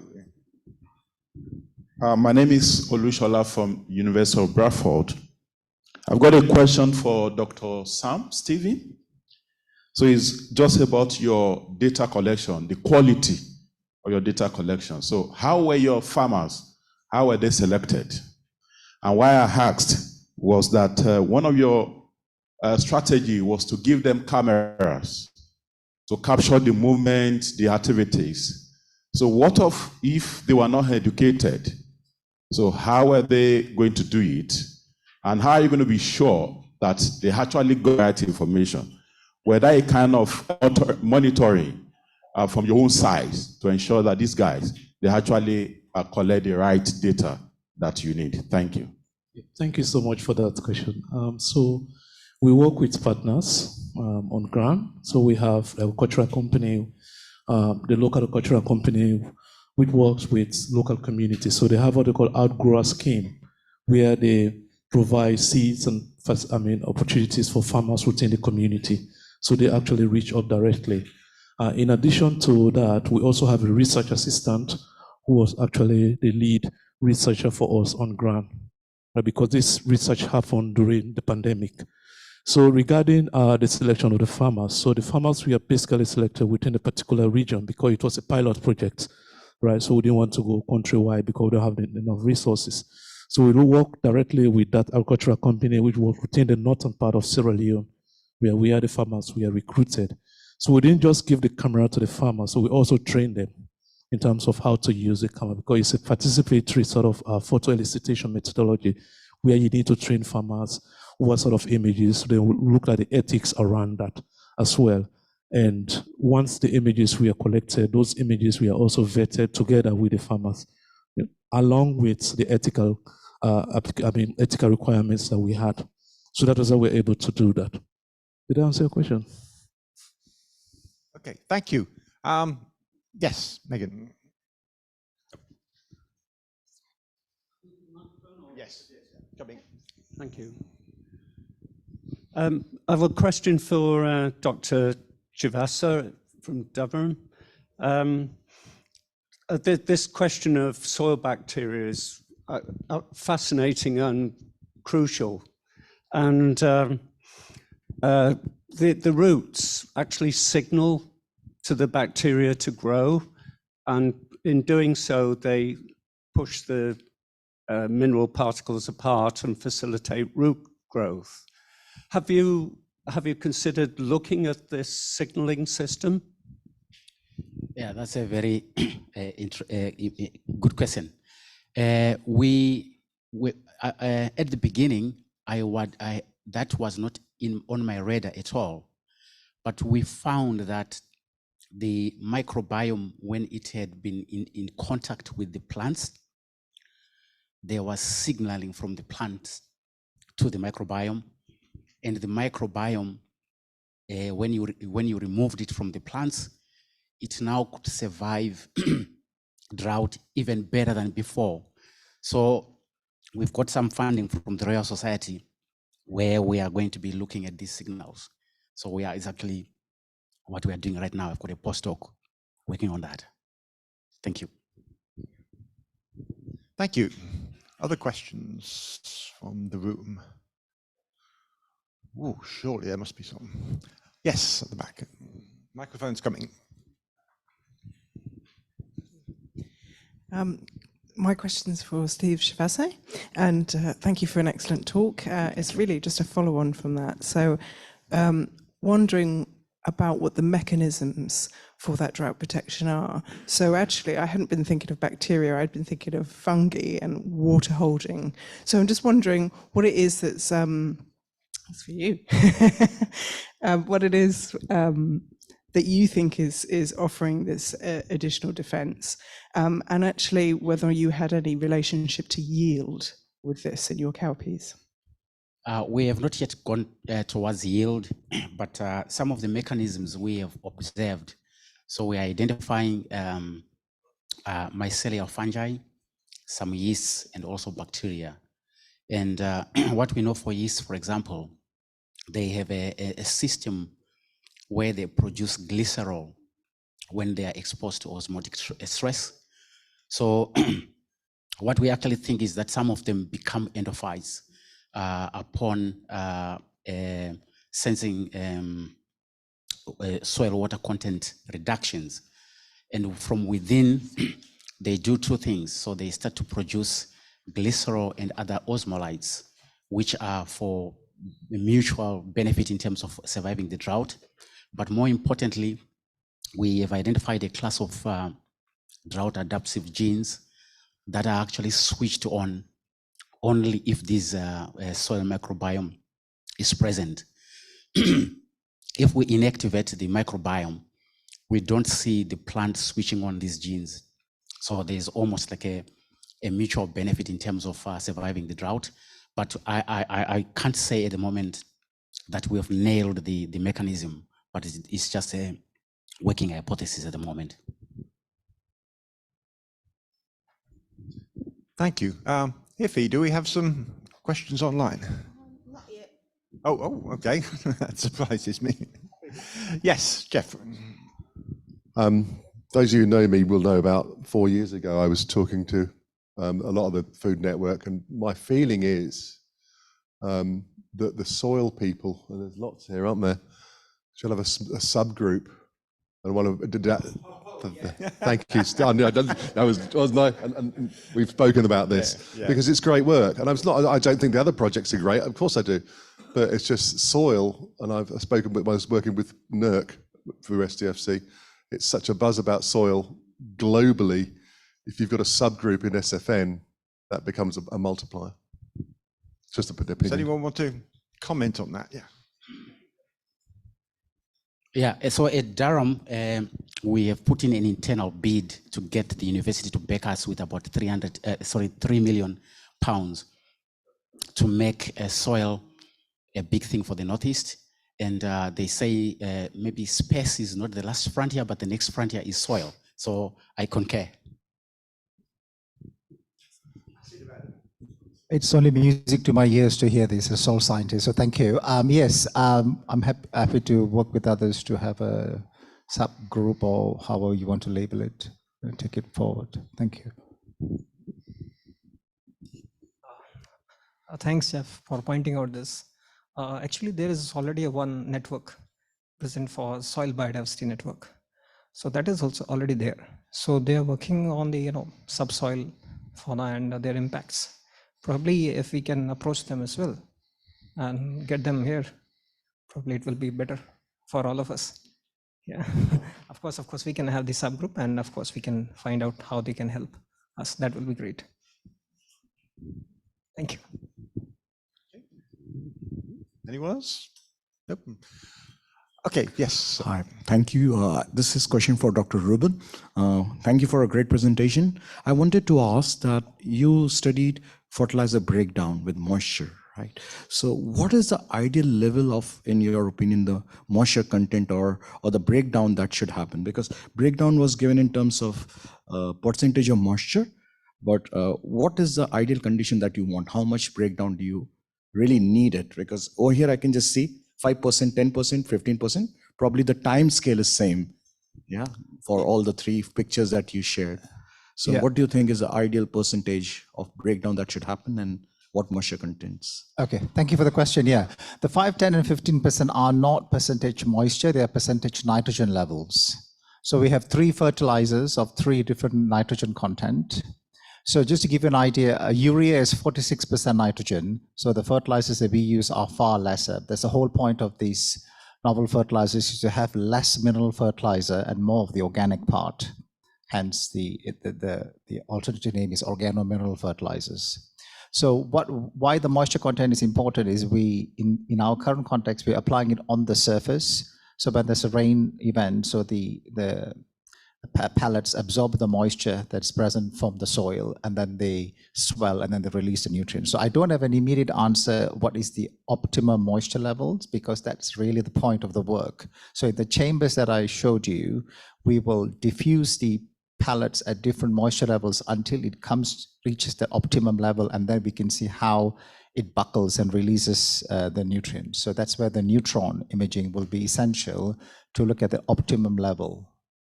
So I don't have the answer. That's really the point of the experiment, is to get that optimum level of moisture level so that it releases the nutrients gradually.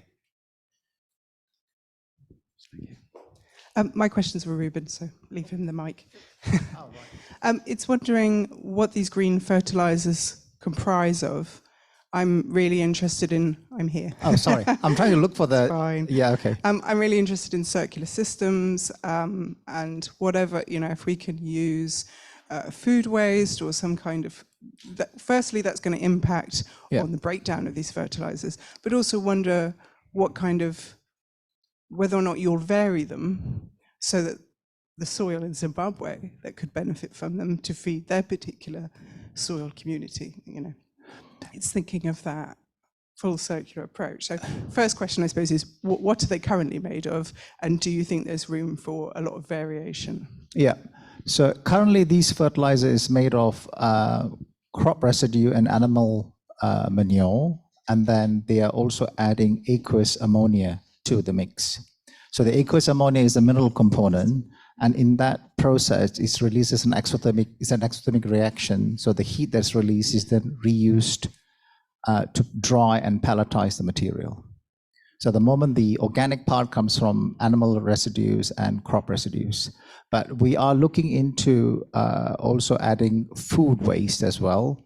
But one of the challenges is because of the heterogeneity, we started off with something which is a little more easier to handle and to cope with, and then we will increase the complexity of the composition of the pelleted fertilizer. Okay. I think we have a question online there. Yeah, so I will first of all ask this question quickly to Dr. Maria regards to the bee tech. So when we're doing the identification of the bees or the insects, how does it work with identifying the particular species? Because I'm not sure I captured that in your presentation. And also with the tool that you have, how is it enabling to understand the species, and how do you see this work helping to improve on availability of different pollinators in different regions? Thank you. So is the question about how we identify specific species of pollinators? I think you've got two questions there: identification of the species, and then the impacts in terms of how the tool can be applied to improve pollination in the future. Yeah, so in terms of identifying specific species, as I said, there's two species, Apis florea and Apis cerana. These are the main pollinators in Thailand, but there are also other pollinators which are much less abundant. So we really made an effort to collect images. We put a minimum threshold so that we had a representative data set from all the different species of pollinators. There were instances where we only had up to taxa. The specialist in Thailand couldn't identify the specific species, but to them that was good enough. And then we trained the model to identify each species separately. When we had a very low number of pollinators, we used synthetic images and augmentation. We augmented the images that we had in our training set so that we multiplied, if you like, diversified the training set. And then we balanced as much as possible our training data set, and that enabled us to be able to identify species of pollinators separately with high accuracy. I hope that answers the first part of the question. Yep. In terms of the second part of the question, so in terms of impact, so this is quite important because now we have data from different types of agricultural regimes, if you like. So we have the conventional, where they apply conventional fertilizers, pesticides, what you would do in a conventional setting. And then we have the organic crops. So now we don't have the data yet because we're still processing the data. We have masses of data, but hopefully this will answer the question whether it could be that specific pollinators are more sensitive to pesticides, so they would not go to these conventional farms, or they might perish by doing that, so the numbers would be reduced. And there's also the hypothesis that by doing the conventional cultivation system, perhaps you have more flowers, so that will attract more pollinators. So we're trying to understand the behavior of tropical pollinators, which there's very little evidence so far. So now we have an objective system where we can do that and hopefully provide the answers. Well, thank you very much, Maria. And thank you so much, Dr. Paddy, for your presentation. I think we've got Dele online asking a question. I'll just read what he's written. Thanks for the presentation on millet. It is very vital to extend the source of our foods. One quick question. It is well known that gluten is important for leavening bread. For utilizing millet in bread, is there a way to add gluten? If I got the question right, in fact, millets are gluten-free. So we recommend that, and whatever you could prepare from the wheat flour, you could all prepare by using millets there. So if somebody has got allergy to gluten, so the bread also could be prepared from millets, if that is the answer that they're asking for it.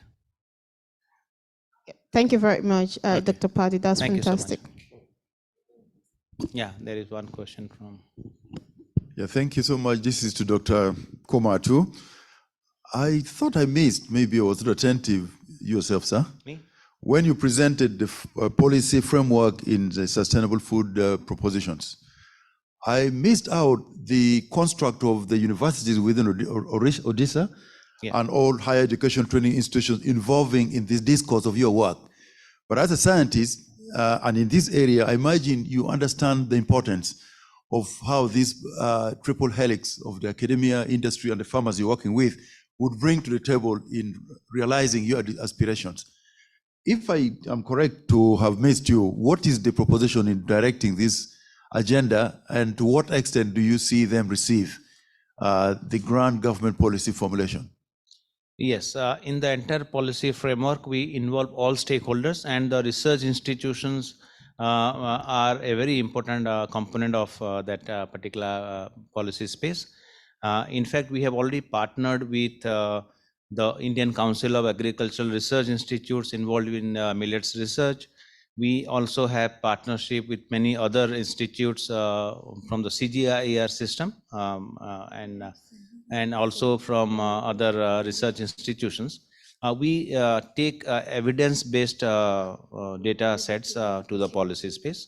So we do not generate the data ourselves. So in the entire mission, we have a program secretariat which is run by an NGO partner, and the knowledge secretariat is different. So wherein we partner with research institutions, universities, research institutes, academia, the civil society, and also the custodian farmers. I emphasized in my talk in one of the experiments that we did is that we also take the farmers who conserve the varieties for years together. We take them as barefoot scientists. The scientists in tie and suit are the scientists, of course, we recognize them, but also we respectfully recognize the contributions of the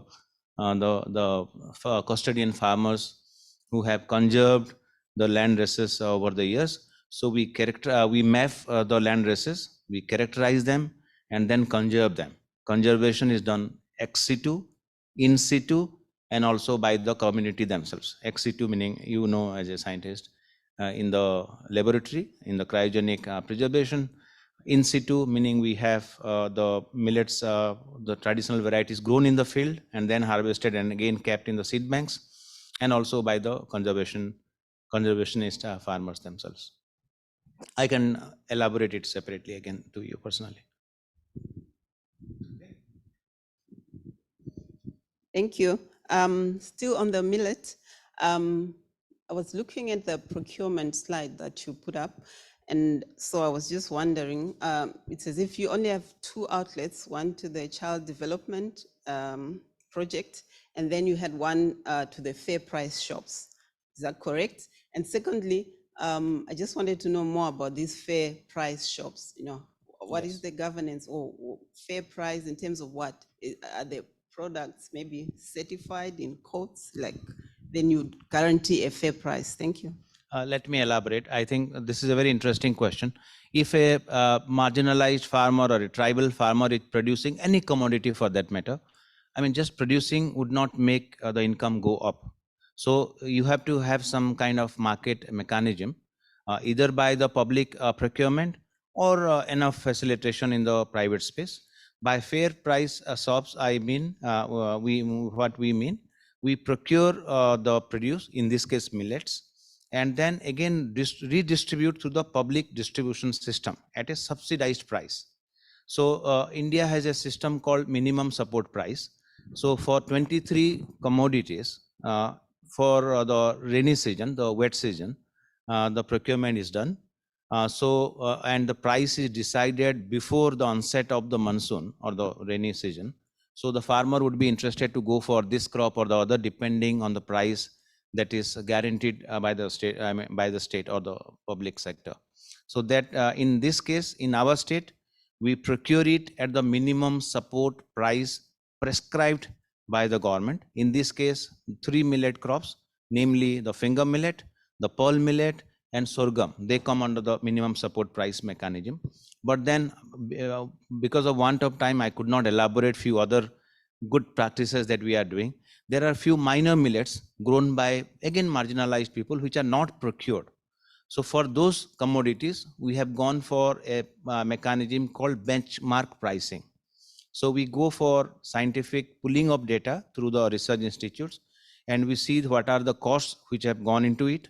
So in India, we have this formula called A2 plus FL, the costs which go into this, and then the family level also goes into that. And then we call it as benchmark pricing, and then we procure it, and then again redistribute through the public distribution system. The fair price shops are the ones where at a subsidized price, rice, wheat, or pulses and these crops are distributed to the consumers, not to all consumers. Again, there are targeted groups amongst the people there. And the procurement operations are automated. I told you that there is no human interface, so that there is no discretion built into the system. By design, we do not want any human interface. What do I mean by that? No discretion means no corruption, almost no corruption. So the system takes care of it. Yes. Thank you for asking that question. Okay. Sorry, another one for you, Dr. Arunda. That millets thing was amazing. It reminded me of quinoa.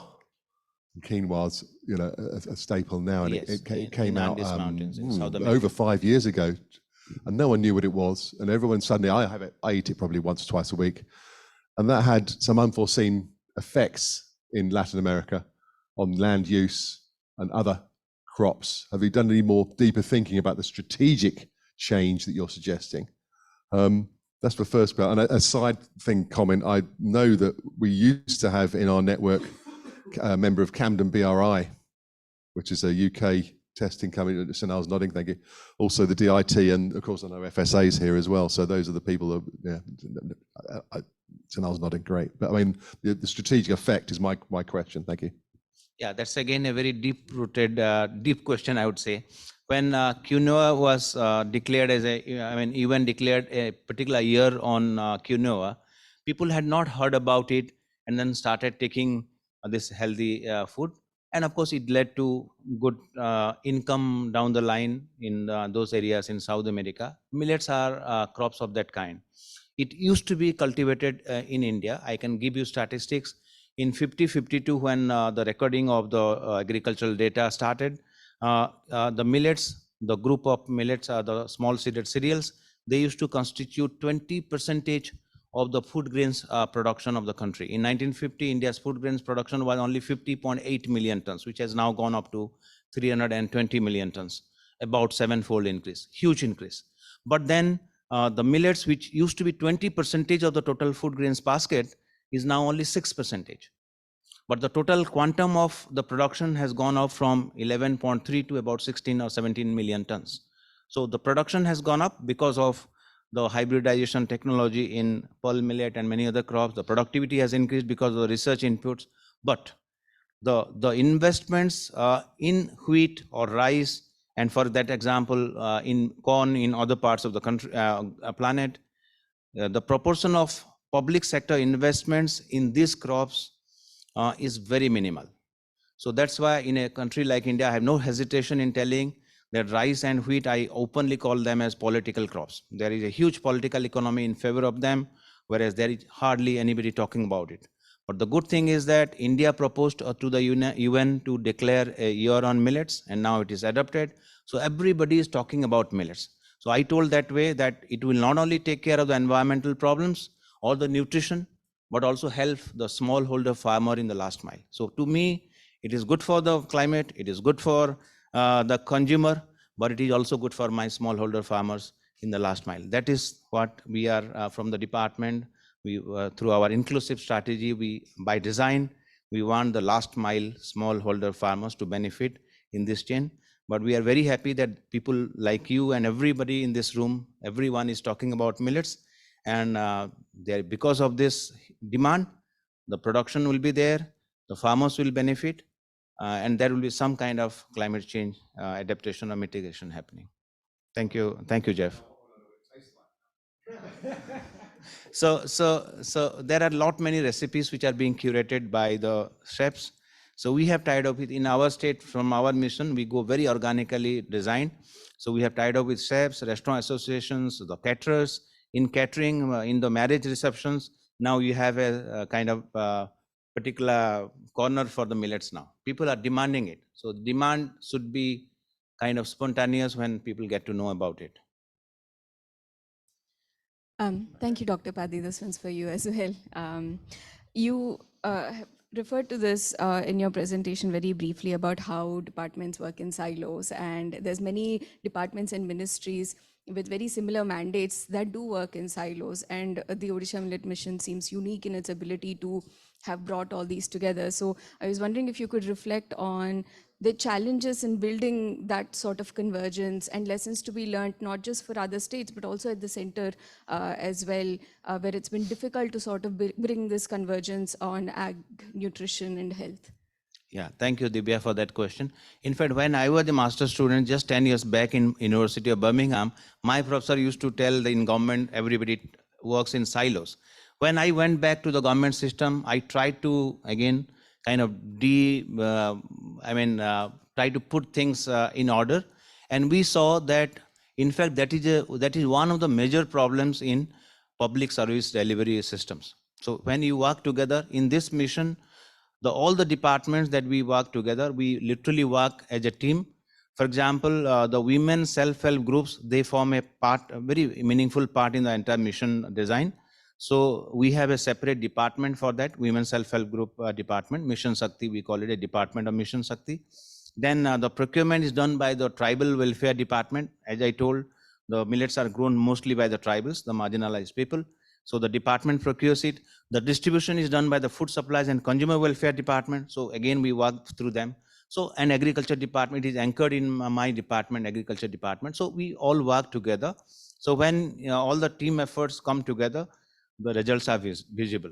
So the outcomes will definitely be positive in any setting, whether it is in India or any other country across the globe. So that's, I entirely buy your argument that we should work together. In governments, there are some other issues as well, some bloated egos of few officers or some ministers, something that might happen. But in our case, it is driven by the top. The top leadership also matters a lot. In our case, our Honorable Chief Minister, he drives this particular mission. So we take that particular thing by design. So it is working. So this is a good lesson for other similar schemes as well. Thank you. Hi there. First of all, thank you, everyone. Really interesting talk. It's been a very interesting morning. So this question really, I guess, is primarily directed at the speakers who used a machine learning or deep learning model in their research. So I guess I should start by saying, nowadays we're really lucky. There are lots of pre-trained models that are available, things like YOLO or ResNet or EfficientNet and things like that. And the primary work that you've probably all done is actually collecting, first of all, the training data, and then also the really hard bit, the labels for your training data. And some of you have talked about the ways that you plan to make impact from the models that you've trained. And one of the ways you can do that is to give it to the end user by making an app, which is a really good idea. The other way that you can do that, of course, is to be very selfless and help other researchers by making your models open. And so here comes the question. do any of you who've used deep learning and created these new deep learning models, do you have plans to make those models open so that other researchers can use them?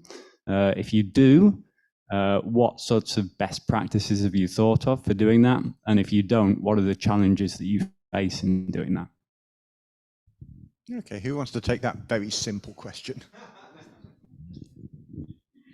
That's a good suggestion. So we're obviously, like I said, we're planning to publish the work. So we have a GitHub page, which we will make public. So the models are there. Also, people will be able to download the app and use it. The only issue is that the model will only work for this specific problem. If they want to apply it in a different problem, they will have to retrain the model. So basically, the answer to your question has been already, let's say, answered by Ultralytics, which are the people behind the YOLO, V5 and V8 more recently algorithms. So they have made their algorithms public. They are already pre-trained on millions of images. What we do is we take this and we customize it to our needs. So we're happy to share what we have developed, but again, you need a level of expertise in AI in order to make it suitable for your particular application. But again, we're happy to help. So if anyone has something in mind, again, we're always open to collaborate. Thanks for your question. Actually, as she rightly pointed out, that it's already open. So all the models are available. And in fact, those are also helping us. For me, the artificial intelligence was something which is very new. I'm a biologist primary. So I had to learn, and I went through this whole idea of collaborating with the online people who are available in this all models and how to do it, how to conduct it. So it's already there. I am completely in this favor that it should be available. Another thing is that the primary data. So the primary data is like capturing images, because that forms the whole how to go about the customization of models. So that data can also be, it is also available in several platforms. For example, for insect biodiversity and arthropods, there is a community which is called Kellogg's. So they have already defined several species, but not to specific purpose which I may be using. So to be very specific, if you have certain very specific questions and specific objectives, you may need to download those data and augment or pre-process them according to your needs. That may be needed. So that has to be done with, of course, you can go directly and email those people today. But it's very easy to reach people these days. So I think that adds on to this. Thank you so much. So the other challenge is that again, some problems are quite complex. So just downloading the algorithm and try to customize it might not be enough for your application. You might need to look at other approaches. You might need to add more models in tandem, like create a 2D type model, for example. So one of the challenges that we're currently working on in specific to pollination is that these images that you saw were quite focused, okay? If we have a bird's eye view from the field, the pollinators are going to be tiny. So identifying the species just by the image is going to be very complex, very challenging. So then we use different types of models to also use the movement pattern of the pollination to be able to confirm the species or the taxa of the pollinator. So the problem can get complex very, very quickly. And then, you might find yourself in a difficult, in a tight spot. So it's not, there's a lot out there, but yeah, you need to be able to work with the problem at hand every time. Yeah. Go ahead. I'd just like to add that the method is going to be published, so it would be common knowledge. I think the important part is the the data samples that is being used to train the model, we offer, I mean, the minimum data sets that if someone is interested. But I think in order to be more accurate in the yield prediction, you probably need a lot more data samples to work on. Question, actually, going back to the question of soil that Jeff raised. So I've got a question for everyone here working on soil. So Jeff and I and several others here have dipped our toe into the overlap between STFC technologies and capabilities and soil science. And my God, soil is complicated. I thought galaxies were complicated. Soil is really, really complicated. And there's a very rich theme there. Now, in one of the answers, I'm sorry, I forget who, someone mentioned a soil, I think it was a biodiversity network. So I had, to my shame, I hadn't heard about that. So I've been Googling madly to find out a bit more about it. And I couldn't see if there was any STFC involvement in those sorts of networks. So that's my question. Is there activity linking STFC technologies and data science and facilities and so on with soil at the moment? If you're asking for, if whether we are connected to that network, the answer is no. Right now, no. I don't know anyone who is part of this right now, but I came across while I'm working on my work, I was doing my research, I came across this biodiversity network and found that they definitely have a lot of values to us because soil is a living thing, and we also like to, as I said earlier, that integrative approach will be much more effective for us. And as the minister is here and our prime minister also have said that we should opt for lifestyle for environment.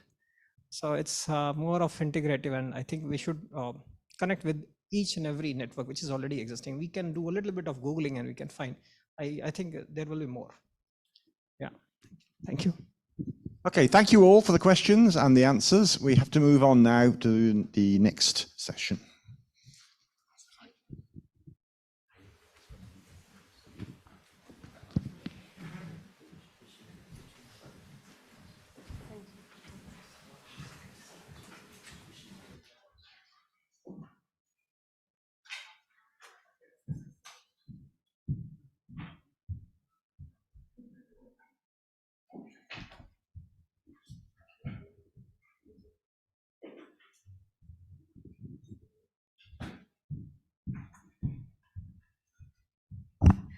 Right. A huge round of applause to everybody who presented in Theme 1. Well done. Brilliant, brilliant work, guys. I'm sorry that I could not attend a couple of presentations due to other meetings in between, but I've heard that all of the presentations were absolutely fantastic. And at this point, I would like you to congratulate Cara Holland, who is very well capturing all the presentations in a form of graphic. So thank you, Cara, for doing that. Yeah. So it's infographic, it's a live infographic going on while you are presenting, and you can see if it has been captured well or not. If not, then do provide us feedback, but we hope that we have done justice to your wonderful work that you have presented here. Okay, now moving on with our agenda. I would now like to, it's an honor to actually have MB Silvarani Ilahi as one of our keynote speakers here, who would be presenting on preventing miscarriages of justice in the UK official food control system. MB Silvarani has over 25 years of experience in analysis of food and agriculture samples, working across a variety of policy areas with government departments and different stakeholder groups to improve standards in measurement science. Silvarani is the chair of DEFRA's Authenticity Methods Working Group. She is an executive director of Food Authenticity Network led by LGC, which is an open access website. So again, talking about networks and the connection of networks, we here have another executive director from Food Authenticity Network, and it's an open access website that gathers information on food authenticity testing, food fraud mitigation, and food supply chain integrity, helping in building more resilient food supply chains. So she was part of one of the 3-person team that undertook a review on National Food Crime Unit.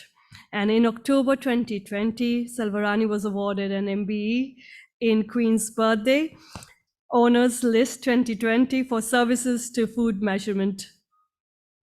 So I would now like to invite you, MBE Selvarani Elahi, to mark your welcome with a small memento.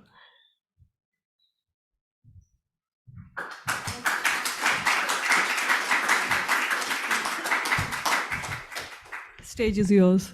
Thank you. Just put my glasses on so I can see what I'm reading. Thanks very much, Sonal, for the very kind introduction and for the invitation to be here today.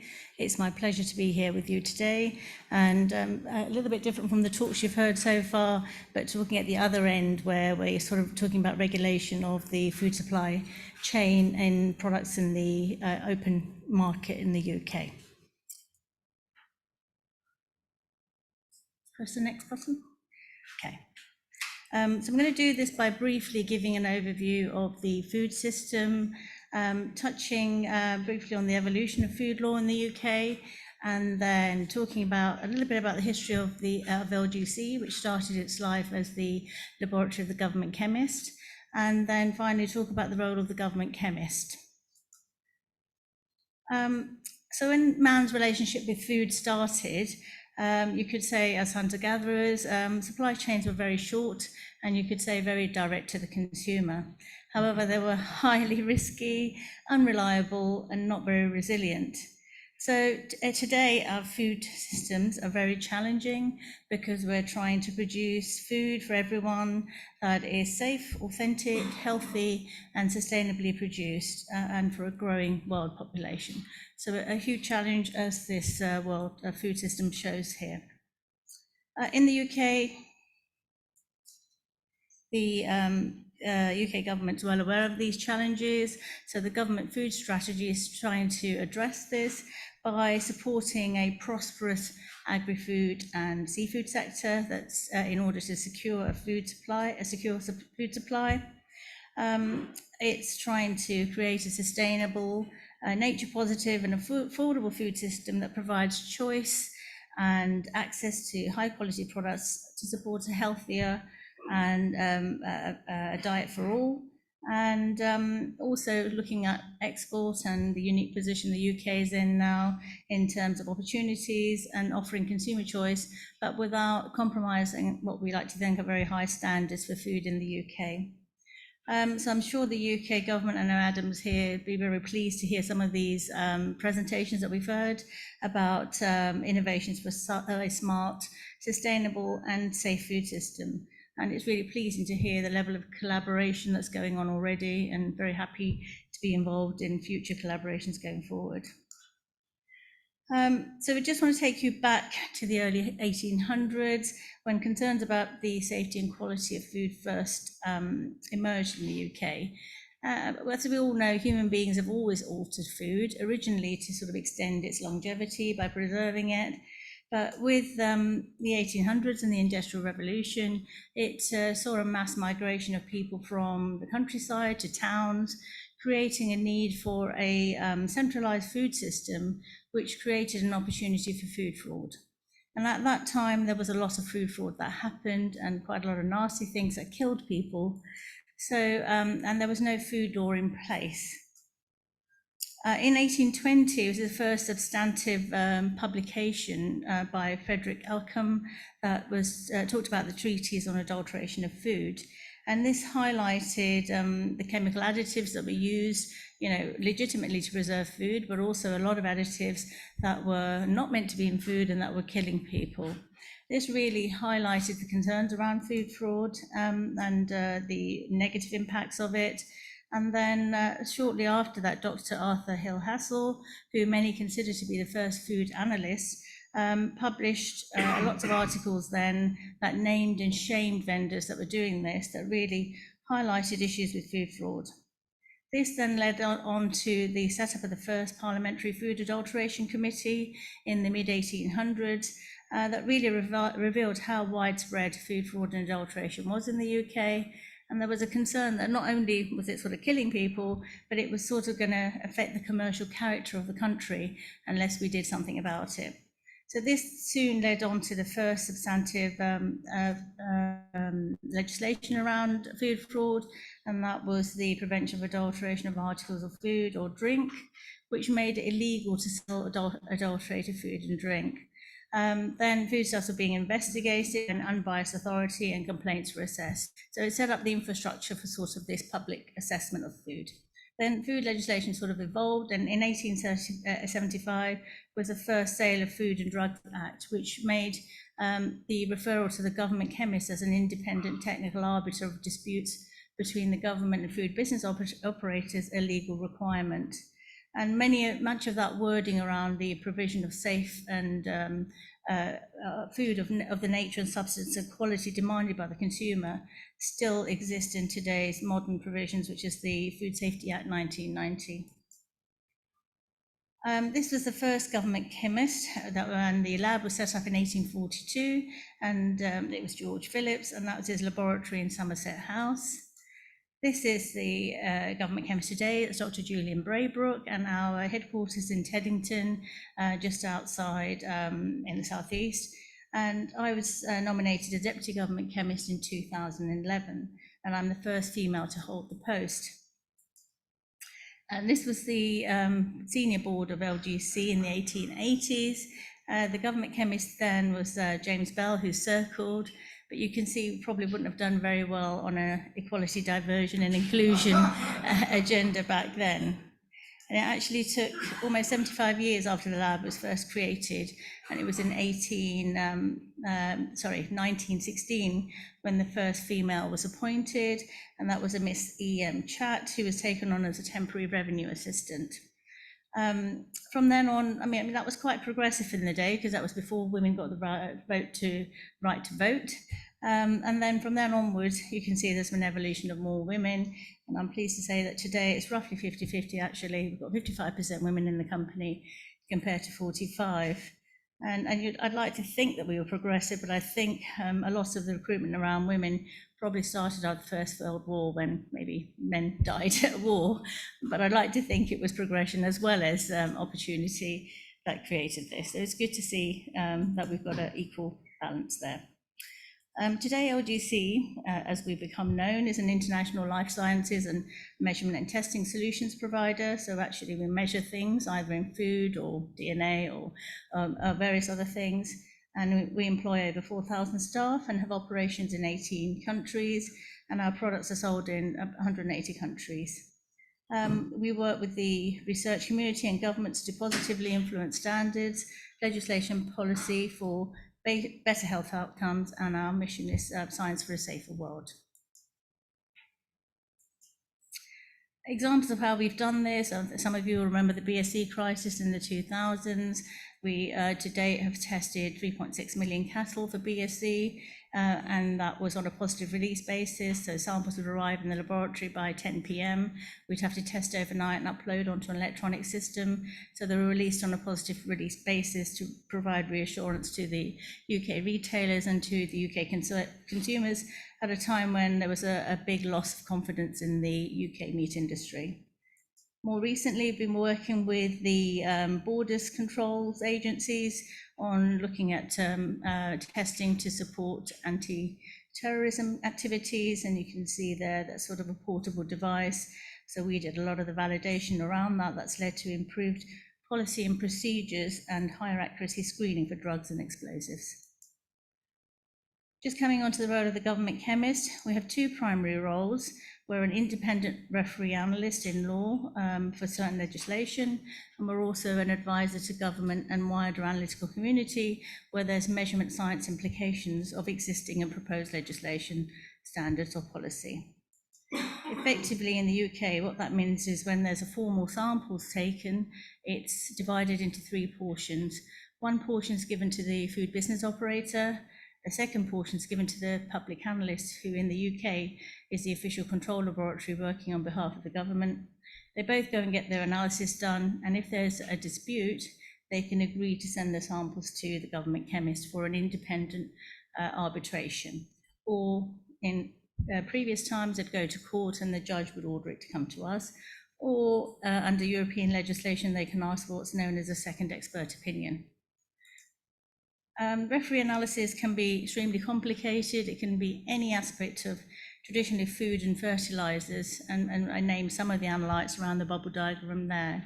Now, what that means is the government chemist must retain a very wide capability and demonstrable capability. So behind our core referee function, we have a horizon scanning program, a foresight program that looks at what are the emerging issues that are going to be coming up in the next 5 to 10 years that the government chemist needs to prepare for. And then behind that, there's a preparedness exercise. Once we've identified an emerging issue, then we'll make sure that we've got the capability to be able to handle referee cases if they come through the door. Wanted to give you a real life example of a referee case that we've had. It's quite old now, but it highlights some of the issues we have to deal with. So food allergens, I'm sure you know, it's a large public health issue, both for consumers and for regulators to try and control. There are over 180 known allergens, but only 14 of those are regulated in the UK and the EU now. The UK has some of the world's largest, has some of the world's highest prevalence of allergies, with 1 to 10% of adults and children that have food hypersensitivity. Of those, 3 to 6% of children have developed food allergies, and the prevalence of peanut allergy in children in the Western countries has doubled in the last 10 years, and no one's really sure quite why, although the advice in terms of children's exposure to peanuts has changed over the last 20 years. When I was first having my first daughter, I was told, you know, avoid peanuts. By the time I was having my second daughter, it was, well, eat normally. And now they're actually, with the latest studies, saying that you should feed small amounts of peanut to children that are weaning between 3 to 6 months. Although actually, if you're breastfeeding, you shouldn't be feeding them anything till 6 months. So it's a bit confusing, really. And that's for people working in the field. So for consumers, I think there's a lot of confusion still around what the right thing to do is. Why do food allergies matter? For some people, you know, if you're allergic to food, you might have a slight tingling or swelling of your lips. It can be fairly mild symptoms.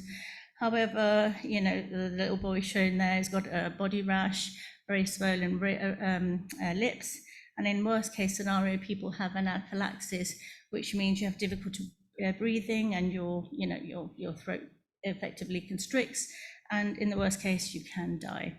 So the chart there shows that hospital admissions due to food-related allergies have been going up. However, deaths are still very rare, and there are less than 10 deaths a year reported due to food allergies. And the most common single cause of fatal anaphylaxis in children is due to a cow's milk allergy. Although deaths are rare and there are few in number, there's many, many more near misses, and the quality of life of food allergic consumers is quite poor. So they can't eat things outside the home. Basically, you're taking your life in your hands.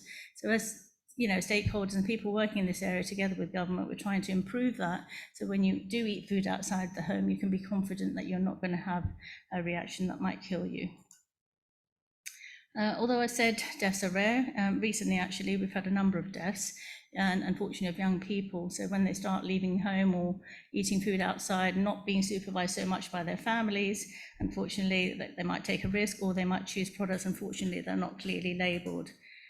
So Chloe Gilbert, 15, she had a severe dairy allergy, and she died after eating a kebab that had yogurt in it, wasn't labelled, and unfortunately wasn't caught in time. Natasha Ednan Laperouse, I mean, this is widely covered in the media. You'll know that she had bought a pre-packed sandwich from Pret that didn't have any sesame seeds on the top, so she was careful. She checked for the advice, allergy advice. Nothing was labelled, but there was sesame actually in the flour that was baked into the wrap. And unfortunately, she had an attack on the plane. And even though they administered the EpiPens, didn't save her life. Megan Lee was 15. She had a severe nut allergy, and she died after an asthma attack after eating an Indian takeaway containing peanuts, which again weren't labelled. So all these deaths were preventable if the labelling and the awareness around food allergens was increased. And I'm pleased to say there have been changes in the law, and most of you will have heard of Natasha's law, where the requirements for pre-packed food direct to consumers has changed with stricter requirements for labelling. So that's very good to see. And very recently, the FAO and the WHO are proposing a threshold limit for industry to use. It's called the EDO5, where actually that's like only 5% of the population will react. Still a lot of debate around that. It's not been formally adopted, but it's good to see things moving forward. Coming on to the referee case itself, this was to do with a nut-free factory that was making ready meals for many retailers. And one day they found some peanuts scattered around the controlled area. So the managers obviously were very alarmed. They picked up these peanuts and they traced it back to a disgruntled employee who had displayed a girly calendar on his locker, had been told off, and then he was arrested by the police, taken away and charged with certain offences. So the defendant pleaded not guilty, but was tried for the following offences. So processing materials for contaminating goods, making it appear that goods had been contaminated with the intent to cause public alarm, injury and economic loss for the factory. He also apparently made threats to kill his managers. So as a result, the clothing that was seized was sent into LGC so that we could analyse them for the detection of peanut protein. Now, when you're taking food allergen analysis in a laboratory, you have to make sure that you don't cross-contaminate the samples yourself. So this was just some of the precautions that we take in the laboratory. You see the analyst's own diet is restricted for at least 24 hours. There's a step-over barrier. We have different coloured gowns, different fume cupboards, different plastic tubes, and wherever possible, we use disposable equipment so that we don't cross-contaminate. And then we also do swabbing to make sure and prove that we haven't got cross-contamination. So these were the two pieces of clothing that were seized and allegedly belonged to the defendant. And we took swabs of the collars, the cuffs, and all of the inside pockets in case peanuts had been stored there. We analysed them and we found there were literally bucket loads of peanut protein present. So we submitted the results to the court, as it was in this case. And then another request came back from the defence team and said, well, could we re-examine the case to show whether peanut protein can be transferred by fingers? So if you touch peanuts and then wiped yourself, could that have transferred the peanut protein? So this red material shown there is one of the sleeves of the exhibits that we'd been sent, and the grid shows a map of how we divided up the sample, applied different concentrations of peanut protein to different areas, then we swabbed once or after 10 repeated finger fabric simulations to answer that question. And what that showed is that handling peanuts for as little as 10 seconds transferred sufficient peanut protein from the fingers for it to be picked up on the fabric. And even after 10 successive finger fabric contacts, you could still pick up peanut protein from the swabs. Casual washing, so just washing your hands like you would do yourself, didn't remove the peanut protein. It could still be transferred. Although thorough food handling protocol hand washing did remove it, although even after a food protocol hand washing, if you swab the fingers directly, you could still detect peanut protein from the fingers. Now that's because the tests that we were using, they're very, very sensitive. They're designed to detect parts per million quantity of peanut protein. So in that respect, it's not that surprising, but it is surprising that you have to do very, very thorough hand washing, and even still, you can still swab and get it on the fingers. So effectively what that meant in terms of the outcome for the case was it was the same management team that picked up the peanuts from the factory floor that then went and manhandled this guy and then went to his locker and got the overalls. So unfortunately it meant that they could have transferred the proteins themselves. Now the likelihood of them being able to transfer the amount of protein we saw in the pocket you know, we all know what the outcome was, but unfortunately, it prevented the jury from making a unanimous decision, and he was acquitted. And the CPS, the Crown Prosecution Service, considered a retrial wouldn't be successful. So that was a bit disappointing, but unfortunately, that's the way things go, and it shows actually the evidential strategy and how you collect samples in a case is very important. So from an analytical chemistry point of view, we did what we could, but actually they should have waited for the police and they should have seized the stuff from the locker. But anyway, that was unfortunate.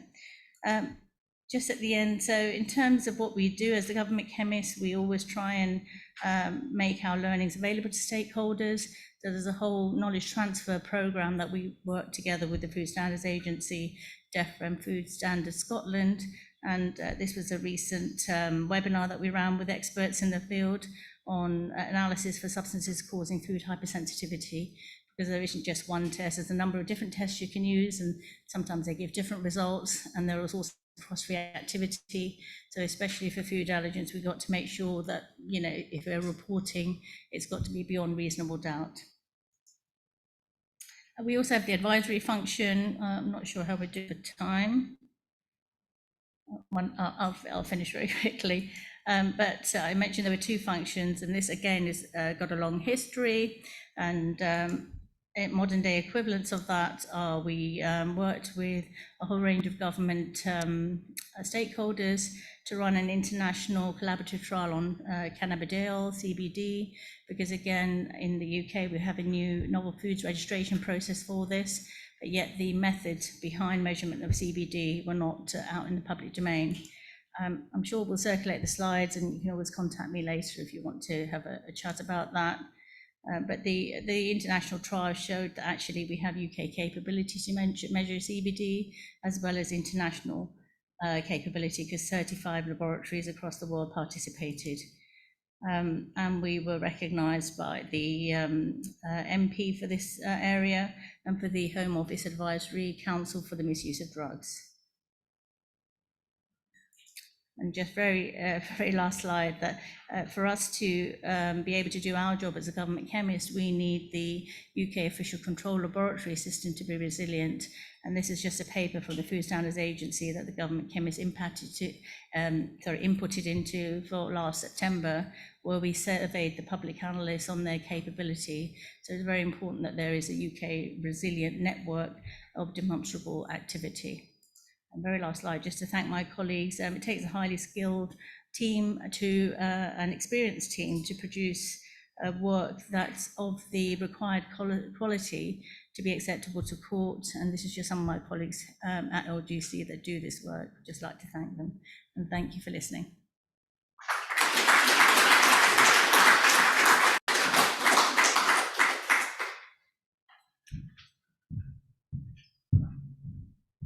Thank you, Selvarani. Very insightful talk. And just before our lunch, it also reminds us to take care of the allergies.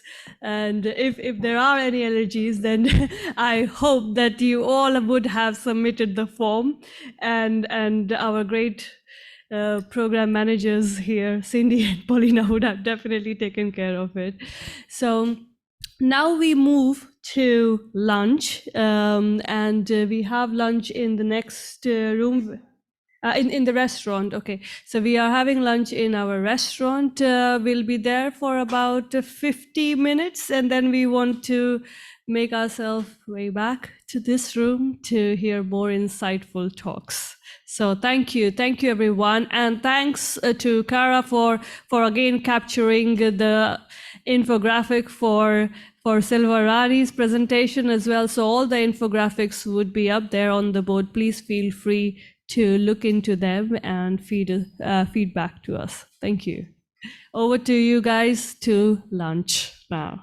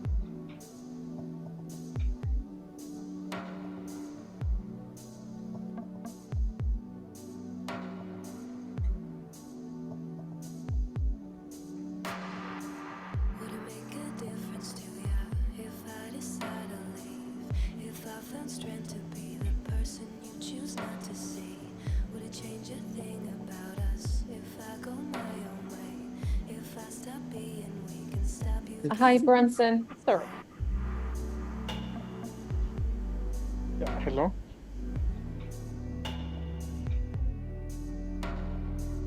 Can you hear me? Sorry, Bronson. Yes, can you hear me? Yes, yes, yes. I can. I can hear you. Good, perfect. Sorry. Hi everyone. I don't know where this is coming from. I'll mute this one. Thank you for attending online. Let me just double check, Bronson. And yes, please feel free to turn on your cameras if you want to. The idea for this space is obviously to let some to networking, but if you do want to have a break, feel free to do so, and we'll resume activities at 1:30. Hope you're enjoying it. Again, if you need to send any questions or comments, please go ahead and share them by the chat box. Oh, perfect. Yeah. So one day I was wondering what time I would be presenting on my side. Yeah.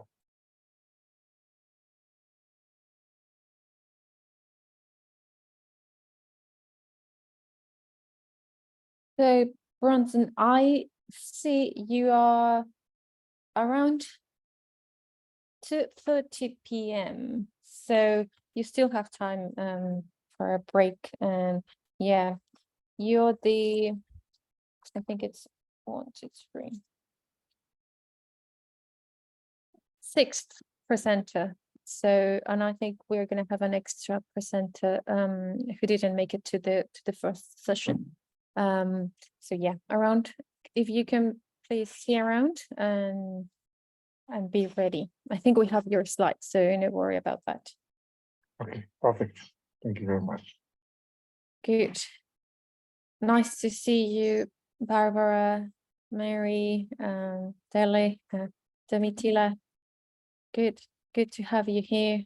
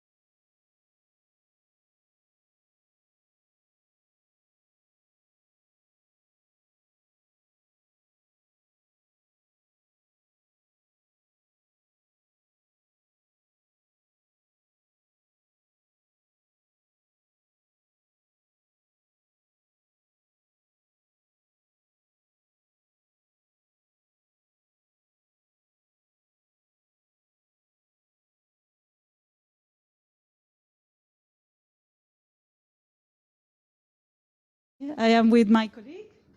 Hello, thank you, Simona. I'm Manoj Dora, and I'm the champion of Africa for resilient supply chain. I know. Yeah. So we are really looking forward to hear some fascinating presentations. Each of us get 5 minutes. Exactly. Yeah, 5 minutes to present, and then we come back for the questions. Excellent. So we are going to follow the same format. Please put all your questions in Mentimeter. I know some people online may also use Zoom, so don't you worry, we will be checking that on. So we will start with the presentations, and at the end, we are going to have the Q&A session. Okay, so keep your questions for the end. So our first presentation is titled Understanding the Role of Additives in Chocolate Manufacture, Linking Molecular Interactions to Bulk Rheology. Our colleague, Dr. Sedan Tadesi from Heart Rate Center is here with us. I was just interrupted a little bit. So that was the QR code for the questions. So if you could just use this QR code, everyone on your phone, to post any questions that you may have. Good afternoon, everyone. So thank you for the introduction and inviting me to give up this talk. So this work I'll present to you today was done in a collaboration with Daniel, Chris, and also the PI Wilson from Edinburgh University. So I'm on the STFC side, so I've been working on this work. So today I'll present this work to you. So the food challenge that we were thinking about is on the bulk rheology. So in various food processes that when bulk rheology modifiers are applied to convert what we have some liquid and some particles, so like solid-like, into a nice smooth products that we have. So we've taken chocolate as an example because everyone likes a bit of chocolate. So the challenge here is really the mixing process. So sometimes if you don't have the right combination, you might get stuck at this stage where the particles are jammed, and you might have high friction of these particles in the system. But what we want to end up is having this really smooth product in the chocolate case. So in the chocolate system, you have sugar particles, and this is basically is the packing problem. So how many of these sugar particles can you pack in the system, and so that they flow nicely to give you this smooth product. And rheology modifiers like lipids are added in the system to make this process faster and optimize this mixing process. So we want to apply a molecular simulation study to really understand what's happening at this molecular level, how these lipids interact with these sugar particles, and how does the rheology is changed when we, for example, change the shearing product. So the molecular level understanding of such systems are very little. And so this is what we try to address. So the methodology we picked is molecular dynamic simulation. So these are systems into nanoscale, so up to a very small nanometer, and able to run the simulation into micro or nanoseconds. So the Edinburgh University has been doing a lot of work on the discrete element method. These are at a meter scale, and they were able to connect this particle rheology to what they get experimentally, calculating the friction coefficient. So we want to feed in more detailed information from molecular level, calculate friction coefficient to this system, and then relate that to experiment. So by doing this, we will be able to accelerate give us a deeper understanding of what's really happening at this molecular level, And also, if we want to come up with a new rheology modifiers, we can do the computational simulation, use it as a screening method to understand this rheology behavior. So we've used the Hartree Center facilities, of high performance computing, as well as our knowledge in molecular simulation to make this project successful.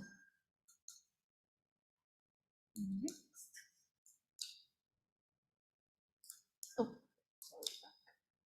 okay, one more time. So what was really happening in the molecular simulation is what we set up a system where we have the sucrose, so these are the sugar particles, and the rheology modifiers, DLPC in this case, and in the middle is the cocoa butter. And we run simulation of this where we shear the system and calculate the friction coefficient. And we had two systems where we added one with DLPC and one without, and see how this friction varies. Can I play the video on this?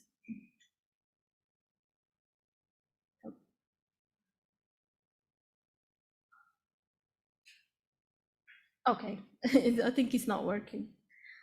So what's really happening in the system is we shear the bottom layer to the left and the top to the right, and we see how these cocoa butter and the DLPC mix in the system.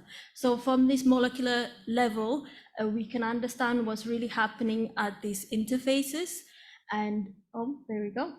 So what we see here is some sort of slip mechanism where this DLPC actually stick on the sucrose surfaces and they're not ripped apart. So they should be able to lower the friction by covering these rough surfaces. However, on our simulation, when we calculate the friction coefficient, we don't really see a major difference in this. So at the moment, we're trying to optimize, so basically changing the shearing velocity and so on, to be able to predict the correct friction coefficient and relate this to the experimental, as well as the high level discrete element simulations that we've done. So the outcome is first, we were able to do a molecular dynamic simulation where we can calculate friction coefficient of chocolate systems. So this has not been done before. And this project has now helped us to establish a collaboration with ECFP. And we are now in the process of applying for further collaboration work for funding from Hartree Center's funding, which is the Hartree National Center for Digital Innovation funding that we are hoping to apply to continue this collaborative project. Thank you very much.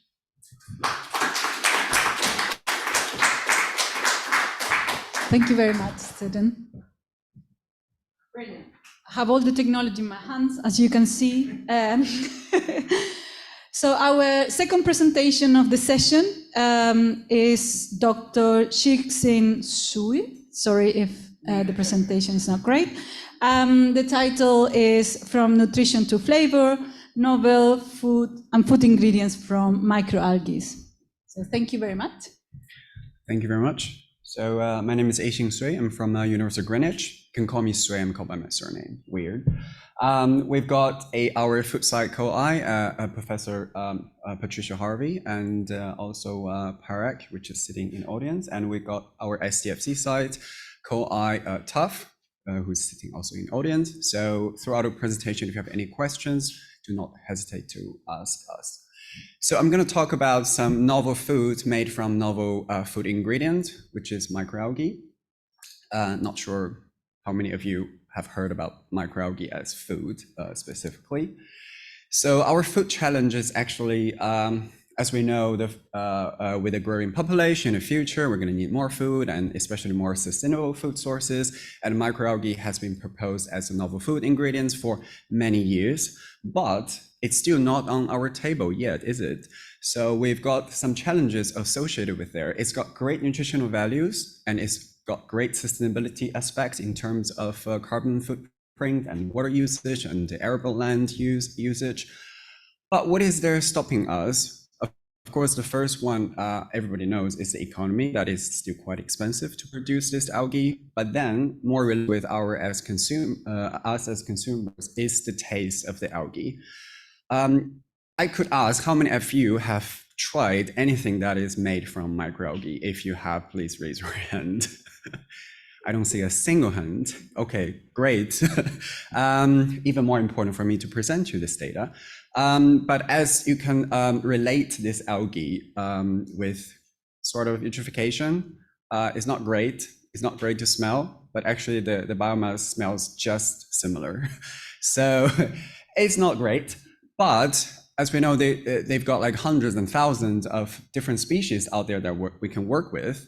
The specific one we're working with is called Dunaliella salina. Why I'm using orange color here is because it actually produces a lot of beta carotene inside the cells, which minimize the chlorophyll production. So visually, it doesn't look so dark greenish, and because chlorophyll actually tastes and smells kind of awful, and the beta carotene smells a bit like floral and sweet. So this is a great candidate to be used as a food ingredient, but also thanks to the beta carotene, it has a very high nutrient value because it's the provitamin A that everybody needs to intake from their food sources. So in this project, we selected 3 different kinds of food: mayonnaise, bread, and pasta, because they require different food processing techniques. And we wanted to see how the flavor compounds and the nutrient compounds are changing before and after the cooking. By the way, these are all the food we made in our food lab and presented very nicely, I think. And thanks to the STFC site support from Tufts Lab, that we can use the GCGC mass spec system to analyze which compounds actually are contributing in the headspace. Basically, the volatile compounds from the algae are contributing to the smell and taste. So in terms of the techniques, I don't really understand. So you can ask Tuff if you have more detailed questions on the techniques of the GCGC system. So first we looked at how the beta carotene, which is the selling point of this algae that we use in food products, are degrading because cooking requires certain temperatures and certain moistures and other parameters. So we checked in our bread and pasta. Overall, the degradation is quite high. So we can lose nearly more than 30% of the beta carotene in our bread because it's cooked at a higher temperature. We used 200, 220 Celsius. While in pasta, the degradation is relatively less because it's basically in boiled water. We're talking about around 100%, 100 Celsius. Interestingly, we noticed that the beta carotene has many different isomers. So basically, they're the same chemical structure, but in different organization of the position. Nices and all-trans. Why I'm talking about these isomers? All-trans is the most common isomer you can find in chemically synthesized beta carotene, which is very cheap commercially. But nices can only be synthesized in plants and algae, so they have a much higher value. Also, it has a much higher antioxidant activity. So we were very surprised to find that actually the loss in all-trans is higher than the loss of nices. Why am I saying that? Because during the test of degradation of beta carotene only on the biomass itself, nices has been lost more than all-trans, because nices overall from our experience is more vulnerable to any environmental changes: oxygen, light, temperature, anything you give to them, they just quickly degrade. Also from this figure, we can see the higher the temperature we went, the higher loss we achieve. But in the end, at 200 degrees, we nearly just lose everything, which if you compare with the last slide, we're losing 30%, but here we're losing 100%, which means some other matrix in the food ingredients are actually protecting, but differently in terms of all-trans or nices for their degradation. So that's very interesting. What is actually contributing to the protection of nices, especially in this case? So that's worth further digging into the mechanisms. And here we've got probably, I don't know, 0.1% of the data that we acquired from the GCGC system. Thanks to the system and the very powerful software, we can analyze the data comparatively by identifying which compound it is, and we know if they're contributing to flavor or not, and whether they are increased or decreased or remain the same before and after cooking. So of course we can find different patterns. In this case, we can clearly see with the increase of the percentage, this compound accumulated, but after cooking, they kind of degraded. And we have another pattern which increased after cooking, so that something coming out from the algae as well. And then in this case, they didn't really change much before and after cooking. And in other cases, it doesn't really even make sense. So it's everywhere in the place. Probably it's coming from the dough itself. But using this software later, we're going to analyze all the set of data that can actually discriminate these background profiles coming from the dough, for example. And then this is a very interesting compound because it is clearly present in algae, and it didn't change really much before and after cooking, but it contributes to a significant sweet and flour sense of taste in the algae, as explained here. So we will primarily looking at this compound later on, although it doesn't give a lot of significance in peak, but the flavor intensity is quite high. So I made a poster of our product using before and after and everything. We presented this data in various conferences, and also we submitted to the photo competition. I think it worked well. No pressure, just saying we submitted this one. And then later on, of course, we have to do a lot of data analysis, and we're also organizing to write publications and searching for more funding opportunities in terms of the mechanisms and also more food products producing, etc. So thank you very much. And this is a new product we made for algae caviar. So if you'd like to try. And thanks to all the people who contributed to students and technicians contributed to our project. Thank you. Thank you very much. Super. So put your questions in the Mentimeter or in Zoom. Surely you have much more to tell us in the Q&A.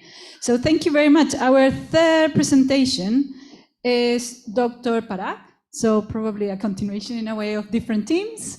And the title is Identify High Yield Protein. The pointer is there. So identify high yield protein extraction from seaweed by understanding structural function, relationship of cell wall. So Parag, please go ahead. Thank you very much. So good afternoon, everybody. Well, the activities from Greenwich continues. So we will be, we just now talked about the microalgae. So I'll talk about a little bit about macroalgae, the seaweeds, and to extract proteins as a part of alternative protein from seaweeds. Of course, we also have Dr. Wayne Matilde from University of Lincoln, and we have Sarah Rogers from the ISIS STFC side. So basically the challenge that we have is about the whole emission and land and water usage. So basically the question is that how we can reduce the natural resources in food production. So one of the target is about the reducing the consumption of animal source protein and sort of compensate or balance that with a non-animal source. And seaweed can be considered as one part of this alternative protein. Now, the benefits are, of course, in terms of the land usage, but also in terms of that in the natural resource perspective, it doesn't compete with the crop production. So it has a huge leverage if can be sourced or can be produced at a scale where it can compete with the current alternative protein like soya or pea. So our challenge basically is that there is a poor extractability of this protein, so that brings the higher cost, and also there are sensorial challenges. So how we can circumvent this challenge by using some new technologies. So the whole project is about divided into 3 parts. One is about the understanding the structure of cell wall, which we haven't started yet. And then the first part is basically assessing the efficacy of extractions in terms of currently the extraction method is a wet extraction. I'll come to that in the next slide, but how to invite some low emission technologies into that, and then understanding the protein texture and few other functional attributes. And by doing that, we would like to identify an optimal process for that. So on that aspect, basically there's the wet extraction is you take the biomass, you solubilize the protein, and then you do the separation of protein-rich fractions. Then you do, because as you know, a protein at a certain pH, they're precipitated, they call it isoelectric point. And then at that isoelectric precipitation, you can separate the protein, and then you get that as separated from other parts of carbohydrates and fibers and others. So question is that if we can produce, so there are 2 parts in this protein extraction. One is the rupturing of cell wall and the separation, effectively and efficiently separating the protein after the cell wall rupture. So currently what we are doing is basically assessing some of these new technologies or, and go out from that, how efficiently, without consuming energy, how efficiently we can disrupt the cell wall to release the proteins. And then, of course, the one part which is very new is that if you have few publications on that, but what we really coming into the fact is that understanding at what steps of this multi-process, at what steps we have the biggest loss and why. And then second thing is that can these non-thermal technologies actually elevate the protein efficiency of extraction. And also we are trying to estimate the cost of each process in order to understand the economics and as well as the energy balance. So what we so far got is that we realized that in the terms of alkali solubilization, so pH at around 12.5, you have the protein solubilized and separate from the other biomass. Now at that part, it is the most we are losing the protein, and then also in the isoelectric precipitation. However, when we introduce the ultrasound technologies, we see that the rupture of cell wall, as we expected, it could effectively be better, but it is not, at least in the preliminary experiments that we have done so far. However, another extra experiments what Sui and team did is basically do a pre-extraction grinding. And what we found is that at a certain RPM, if you do this extraction, and of course controlling the particle size, you actually lower the particle size, you increase the protein extraction. So we will look into that more more details into that, and also introduce some other high pressure homogenizer and some other technologies in due course.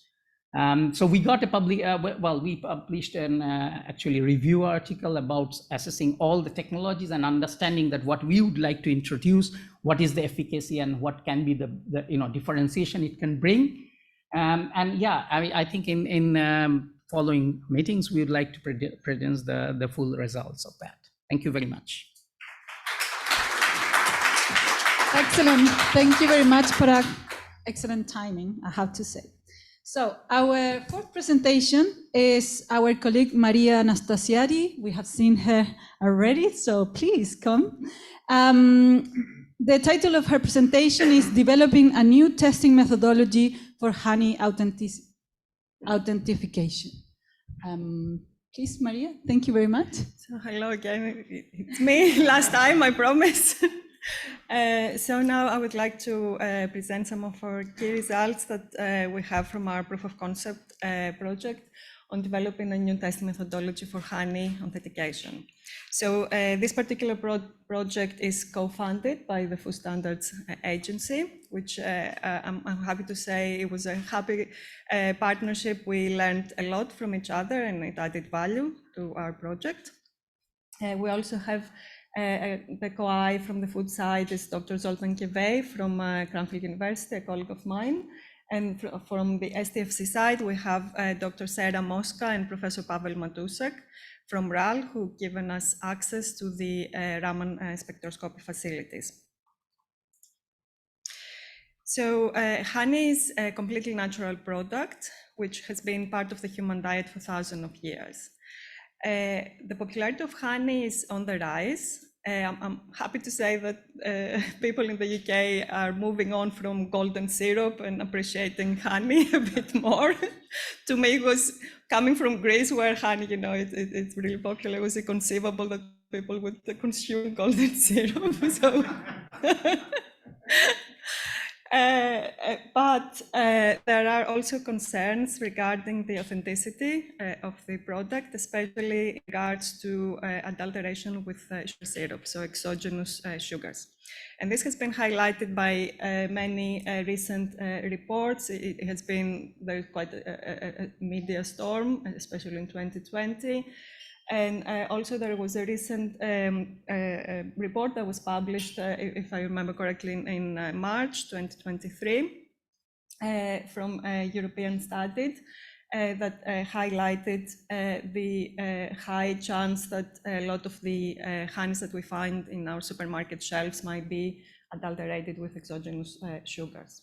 So I just want to draw your attention to this legend here, where it says non-suspicious and suspicious. So I think this is the key word, where we cannot confidently say that it has been adulterated. So this is one of the key challenges that we're facing currently, that in the fact that there is no single definitive method for honey authenticity, so that it can confidently detect the addition of exogenous sugars.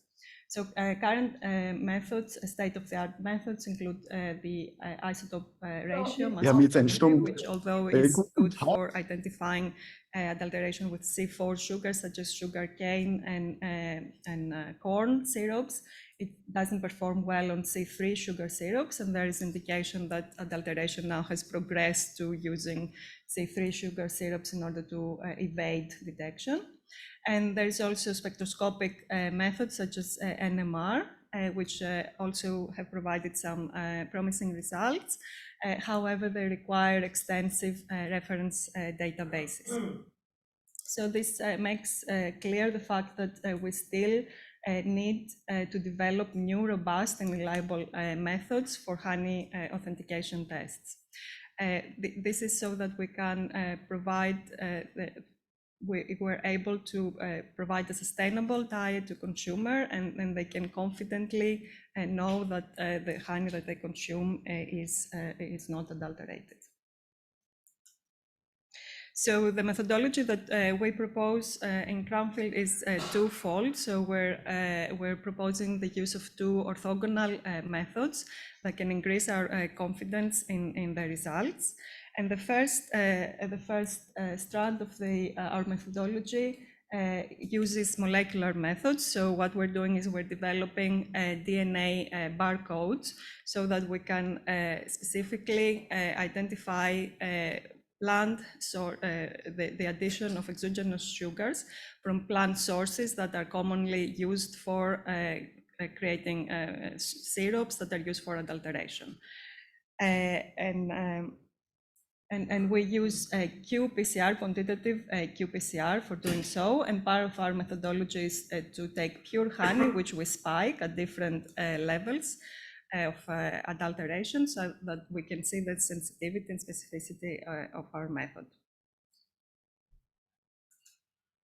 The other strand of our research is related to using rapid and non-invasive Raman spectroscopy, namely spatial offset Raman spectroscopy, or SORS, which is available at the STFC site. And then we couple the results with machine learning in order to create predictive models that can pick up the addition of exogenous sugar and also identify the type of adulteration. So I'm not gonna, these are actually results from our preliminary, from our scoping project back in 2019, which showed that there is, we think that this technique will work well for identifying adulterated versus pure honeys. And I will leave Mena in the next talk to explain in more detail some of the results that we have currently acquired. So here I'm going to present some of the results related to DNA markers. So first we designed the markers, and then we had to have our positive control. So for this purpose, we acquired grains of rice, corn, and sugar beet. We sprouted the grains, and then we extracted DNA from leaf material of the young seedlings. We carried out a qPCR where we amplified the primers. And here's an example of a gel from the qPCR product. This is specific to corn marker, and we have tested this marker for all the 3 plant sources. So as you can see here, this is has only amplified in the corn sample, and there is no amplification in the rice and the beet. So that gives us the confidence that is a specific marker. So then we proceeded to sample honey, pure honey. So in order to ensure authenticity, we sampled the honey directly from the beekeepers here in the UK. So we gathered 17 different types of honey. And we also proceeded to purchase sugar syrups online. So from, again, corn, rice, and sugar beet.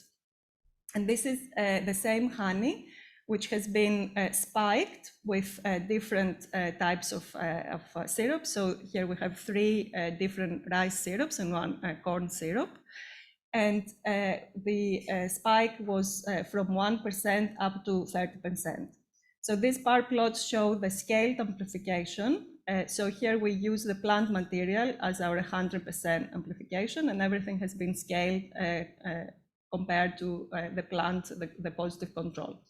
We also have negative control, so just to make sure that we don't have any cross-contamination, and this shows no amplification.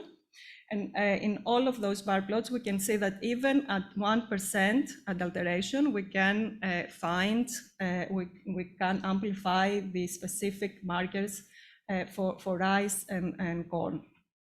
I would also like to point out that there is a little bit of background amplification in honey. In the case of corn, there is a good chance that this is naturally occurring, because we know that bees often use corn pollen. They forage corn pollen. In the rice, we wouldn't expect to see it, but because this amplification is quite low compared to the spiked samples, we are confident that we can set a threshold to avoid any false positives. Okay, I'm finishing. So here are the results of a 5% spiked honey with rice syrup 1. And we show the amplification of all the different types of honey, just to make sure that the method is working in different types of honey as well. And this is the pure syrup and the pure honey. And we can see that at 5%, we can confidently say that there is adulteration with rice. So to finish off, throughout the project, we are in constant contact with our sponsors, and also with representatives from DEFRA through regular progress meetings. And we also have the support of the Bee Farmers Association, who are highly engaged with the project. We recently went to the IFB's conference, where we presented our work. And we are planning to have a workshop towards the end of the project with all stakeholder participation.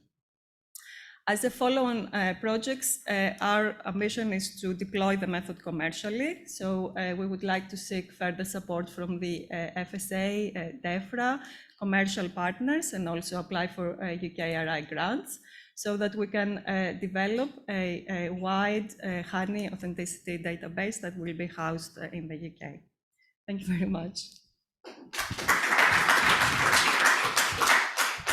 Thank you very much. I think we have a follow-up in the honey world. So our colleague Menatula, is it correct? Excellent. So she will present the application of bioinformatics tools for sugar syrup adulteration detection in honey. So thank you very much. Good afternoon, everyone. So I'll be presenting about the application of bioinformatics tools for sugar syrup adulteration detection in honey. And this is the continuation of the project that Maria was presenting about. So as we heard from Maria about the challenges for honey authenticity, there is no definitive method for detecting exogenous sugars in honey. Therefore, a rapid and accurate method is required. So first, we use spatial offset Raman spectroscopy, source for short, to take the measurements from the honey. And this is a through container method, which means that there is no need to take the honey out of the jars or its containers. And then this source data was used to train a machine learning model. So the aim is to combine source and machine learning with DNA barcoding that Maria was talking about. So we use 17 different pure UK honeys, both directly from beekeepers, and 7 rice syrups and 4 beet syrups were purchased online. And the reason for using rice and beet is because these are C3 sugars, which are not easily detected by isotope ratio mass spectrometry, as Maria said. Therefore, they are used more now than C3 sugars like sugarcane and corn. And out of these syrups, we used rice 1 and beet 5 to spike the honey with the different concentrations, 10, 20, 30, and 50%. So first we normalized the source data, and then we created a PCA to see how the pure honey and the pure samples separate. And as we can see, these blue are the honey, and they separate from the beet and rice. They all separate well from each other. And then these 15 honeys were, and their rice spiked samples were used to create a model, a machine learning model. And I would like to note that heather honey is further away from the rest because it has a different DNA fingerprint. And then we created another PCA for the 15 honeys and the rice spiked samples. These are the pure honeys, the 10%, 20, 30, and the 50%. These are the 50%. And the 10% are close to the pure honey because 10% is a very low level of adulteration, which in fact, like 10% wouldn't be used for adulteration. It would usually be adulterated more than 10%. And this is the heather honey that I pointed out in the other slide, but it's pure, and spiked samples still fall along the same lines as the other samples. And then we trained a model, a classification model with random forest, and we tested with 2 pure samples, 2 pure honey and the rice spiked samples. These were not seen by the model. And the accuracy of the model was 90%. And we can see here, this is the confusion matrix. Almost all the samples were correctly identified. It's shown here by the diagonal line, except one 10% sample was misclassified as pure honey, and this is because it's a very low level of adulteration. So this limit of detection of 10% can be further improved using more data and model optimization. So in conclusion, source is a promising screening method for honey authenticity, and it has a potential for commercialization because it's fast and its tools are portable and they can be used on site. And also it could be combined with DNA barcoding for a higher level of confirmation. However, we need to establish a large database for all the different types of honeys to be able to train different models. And the next steps are, as Maria mentioned, stakeholder engagement with FSA and DEFRA, conferences and publications, and follow-on projects for grants, and developing a database and deploying the method commercially. Thank you.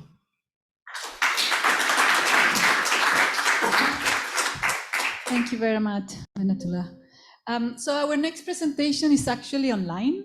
So do we have everything set up?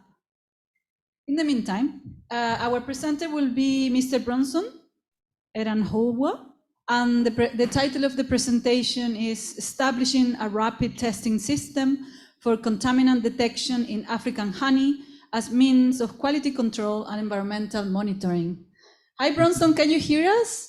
Yes, I can hear loud and clear. I hope I'm audible also. Excellent. Yeah, we are all seeing you now. So the presentation is not on. We only see Bronson. Can you share, Bronson, please? Yes, I can do that happily. Are you able to see my screen? I can see you, but not the screen yet. Oh, sorry. All good, all good.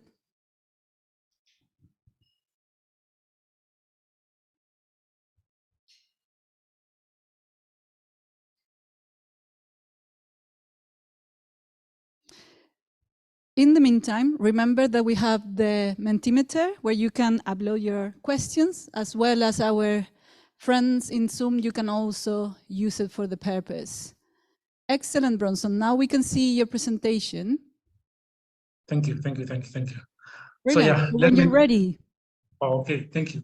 So the project, what I'm going to present today is establishing a rapid testing system for contamination detection in Africa in honey as a means of quality control and environmental monitoring. This was more of a proof of concept whereby we're developing a method for testing honey contaminants in actually Africa.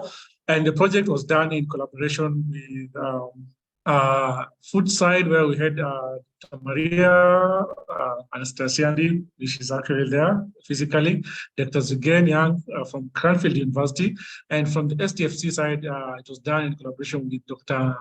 Martine Barons.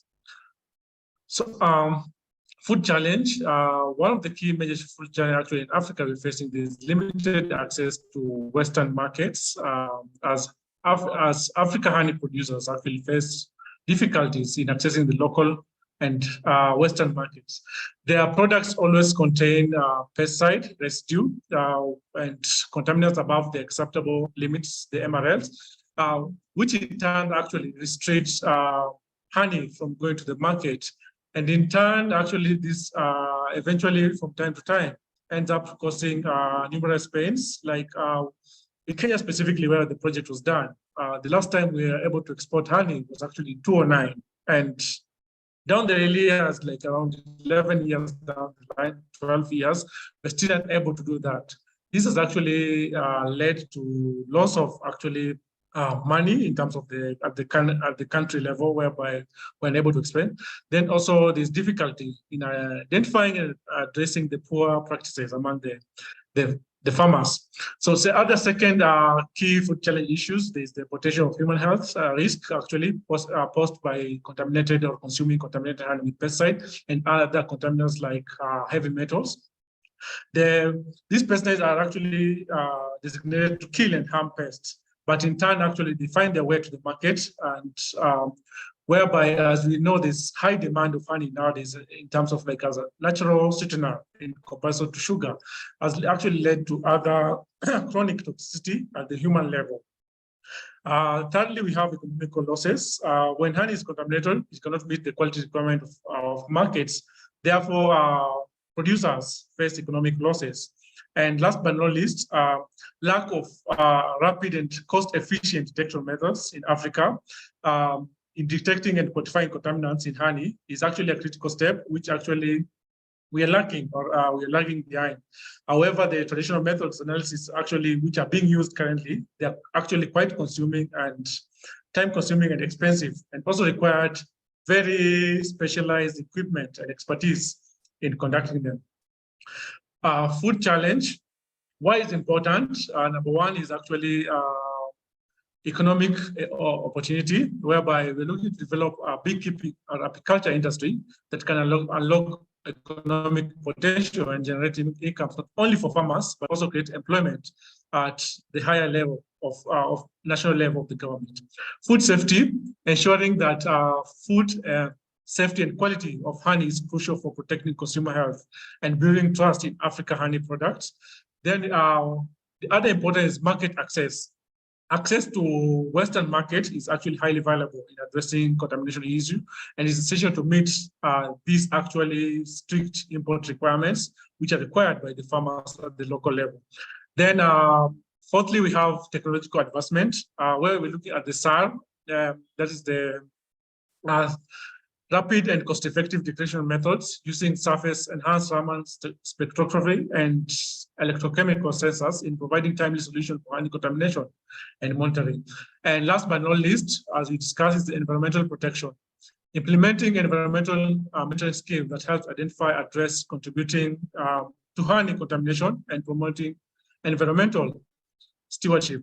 So the methodology used was used for surface enhanced spectroscopy and spectroscopy sensors that can detect and provide promising approach for a rapid, and not only rapid, but also a cost-effective detection and quantification of contaminants in honey. So the method we used was we conducted a comprehensive literature review of existing research papers and scientific research that exist. Then we went to the next stage where we did a selection of target contaminants. Initially, actually, we had to look at commonly found contaminants in honey that can pose health risks. These actually included pesticide and heavy metals. And on the third step, actually, what we did, we went to sample preparation and wet lab, whereby we contaminated samples were prepared in the lab, where honey was spiked with thermoxylin, which is actually a high pesticide use component used in pesticide. Then the SARS, that is the surface enhanced Raman spectroscopy substrate design and fabrication was the next step, which was actually designed to enhance the Raman scattering signal of target contaminant. This was actually thermothexon, and this actually involved using of noble metal nanoparticles such as gold and silver with high Raman enhancement properties to optimize the substrate fabrication process and ensure to be able to produce and sensitivity within the test. So optimization of the SARS measurements were followed, whereby it was systematically optimized for the experiment parameters of SARS measurement, which include also laser length, power, exposure time, and sampling techniques. So the method validation took place where it was developed SARS method using the set of honey samples with non-contaminant concentration and access the accuracy, precision of sensitivity and specifically of SARS-based detection methods. So the approach there was also which we used on STFC capability was actually more of mathematical application models and statistics. It specifically was actually Bayesian method, which was actually used to integrate data towards the approach of uncovering insight in developing predictive models in identifying early indicators of honey contamination. We utilize capabilities of Hartley Center in applying mathematical models and Bayesian analysis, which was actually really applied strongly to integrate the data sets to extract meaningful insight and develop predictive methods. So during this, actually, it allowed the incorporation of prior knowledge of updating beliefs on evidence in which actually that relate to environmental variables and pesticide data and honey contamination levels. Then also there were also hidden insights actually were able to, and early indicators, which were able to uncover by Bayesian models to identify relationship between environmental factors and pesticide usage in honey contamination. We look for partners, collaboration, and causal relationship that can help identify early indicators in contamination.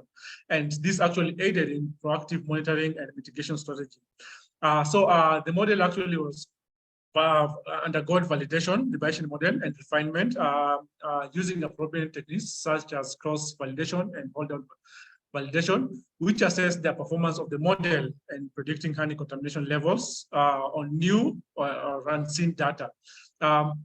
Refine models based on the validation of the results and make necessary adjustment to improve accuracy of this Bayesian model. So the key results we obtained from studying the SARS for detecting honey contaminants was actually high reproducibility of Raman signal for thiamoxylin. The regression analysis actually, as you can see, showed high degree of reproducibility for the Raman signal for the thiamoxylin component in a pesticide actually commonly used in agriculture. This finding indicated that SARS method is reliable, consistent for fast detection and accurate quantification of pesticide in food samples, including honey. Then also there is the reliable detection with 95% confidence level. The 95% confidence interval presented by the red dashed line indicates the level of certainty and accuracy of the pesticide detection using SARS. The narrow confidence interval suggests that the method provides the precise and reliable results within specified range of confidence. Then we have the rapid sensitive detection method, which actually followed that demonstrate the capability of the SARS method. And last but not least, also is the simultaneous analysis of multiple contaminants, actually, which is we are planning to follow up in the next level. So the key impacts. Johnson, can we start wrapping up? Okay, yes. The key impact in the next step was actually one of the key things we've been able to develop a bee exposure assessment and the risk matrix assessment, which is already developed, which you can see on the side. And also now we're hoping to conduct a further analysis with public available data sets to extend analysis and see how we can help. And we also anticipating to do machine learning algorithm and enhance the modeling of the Bayesian model itself. And currently we're seeking additional funding order to scale up to this. And also, last but not least, we are in discussion with commercial partners from Kenya in food safety application to see how we could integrate the method in the real field analysis. Thank you. Excellent. Thank you very much, Bronson. Stay connected with other colleagues in the online platform. So we have another presentation now, our colleague from Dr. Shoti Rahil. And the title of her investigation is Investigation into the Nutritional and Health Benefits of Cooked Rice through Traditional Soaking Process. So thank you very much, and the floor is yours. Good evening, everyone. Welcome to my presentation. I'm Shoti Rahil Nasser, the early career researcher from Teesside University, and Dr. Mosharraf Sarkar is the principal investigator of this project.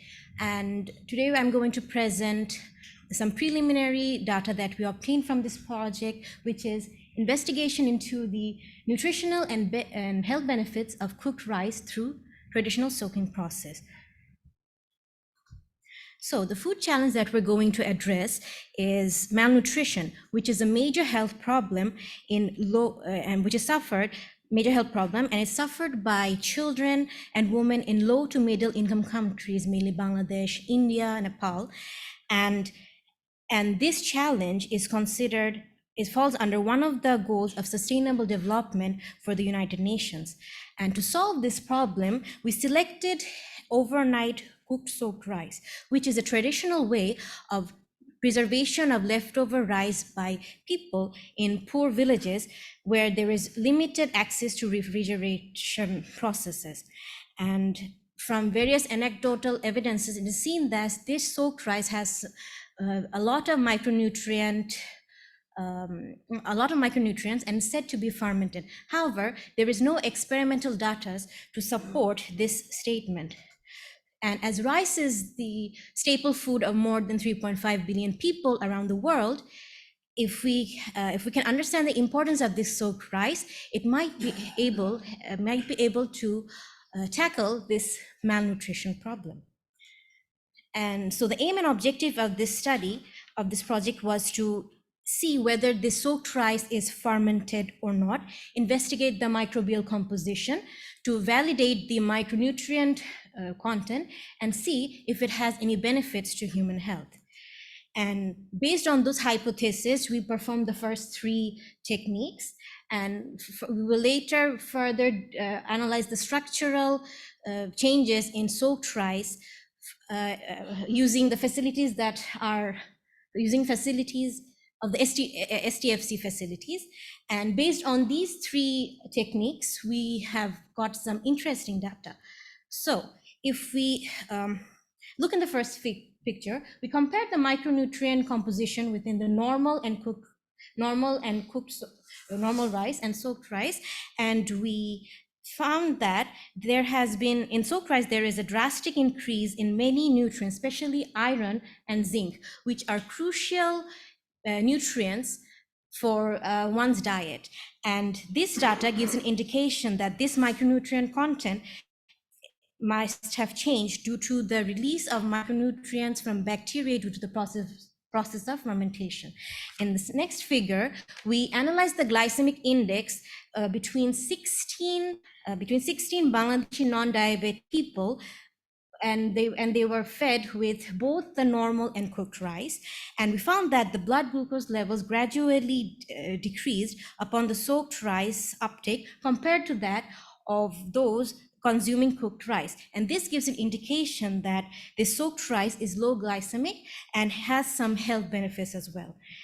Next, we measured the relative abundant changes within the phylum among the samples, and we found that most of the bacteria of this phylum are under the Firmicutes.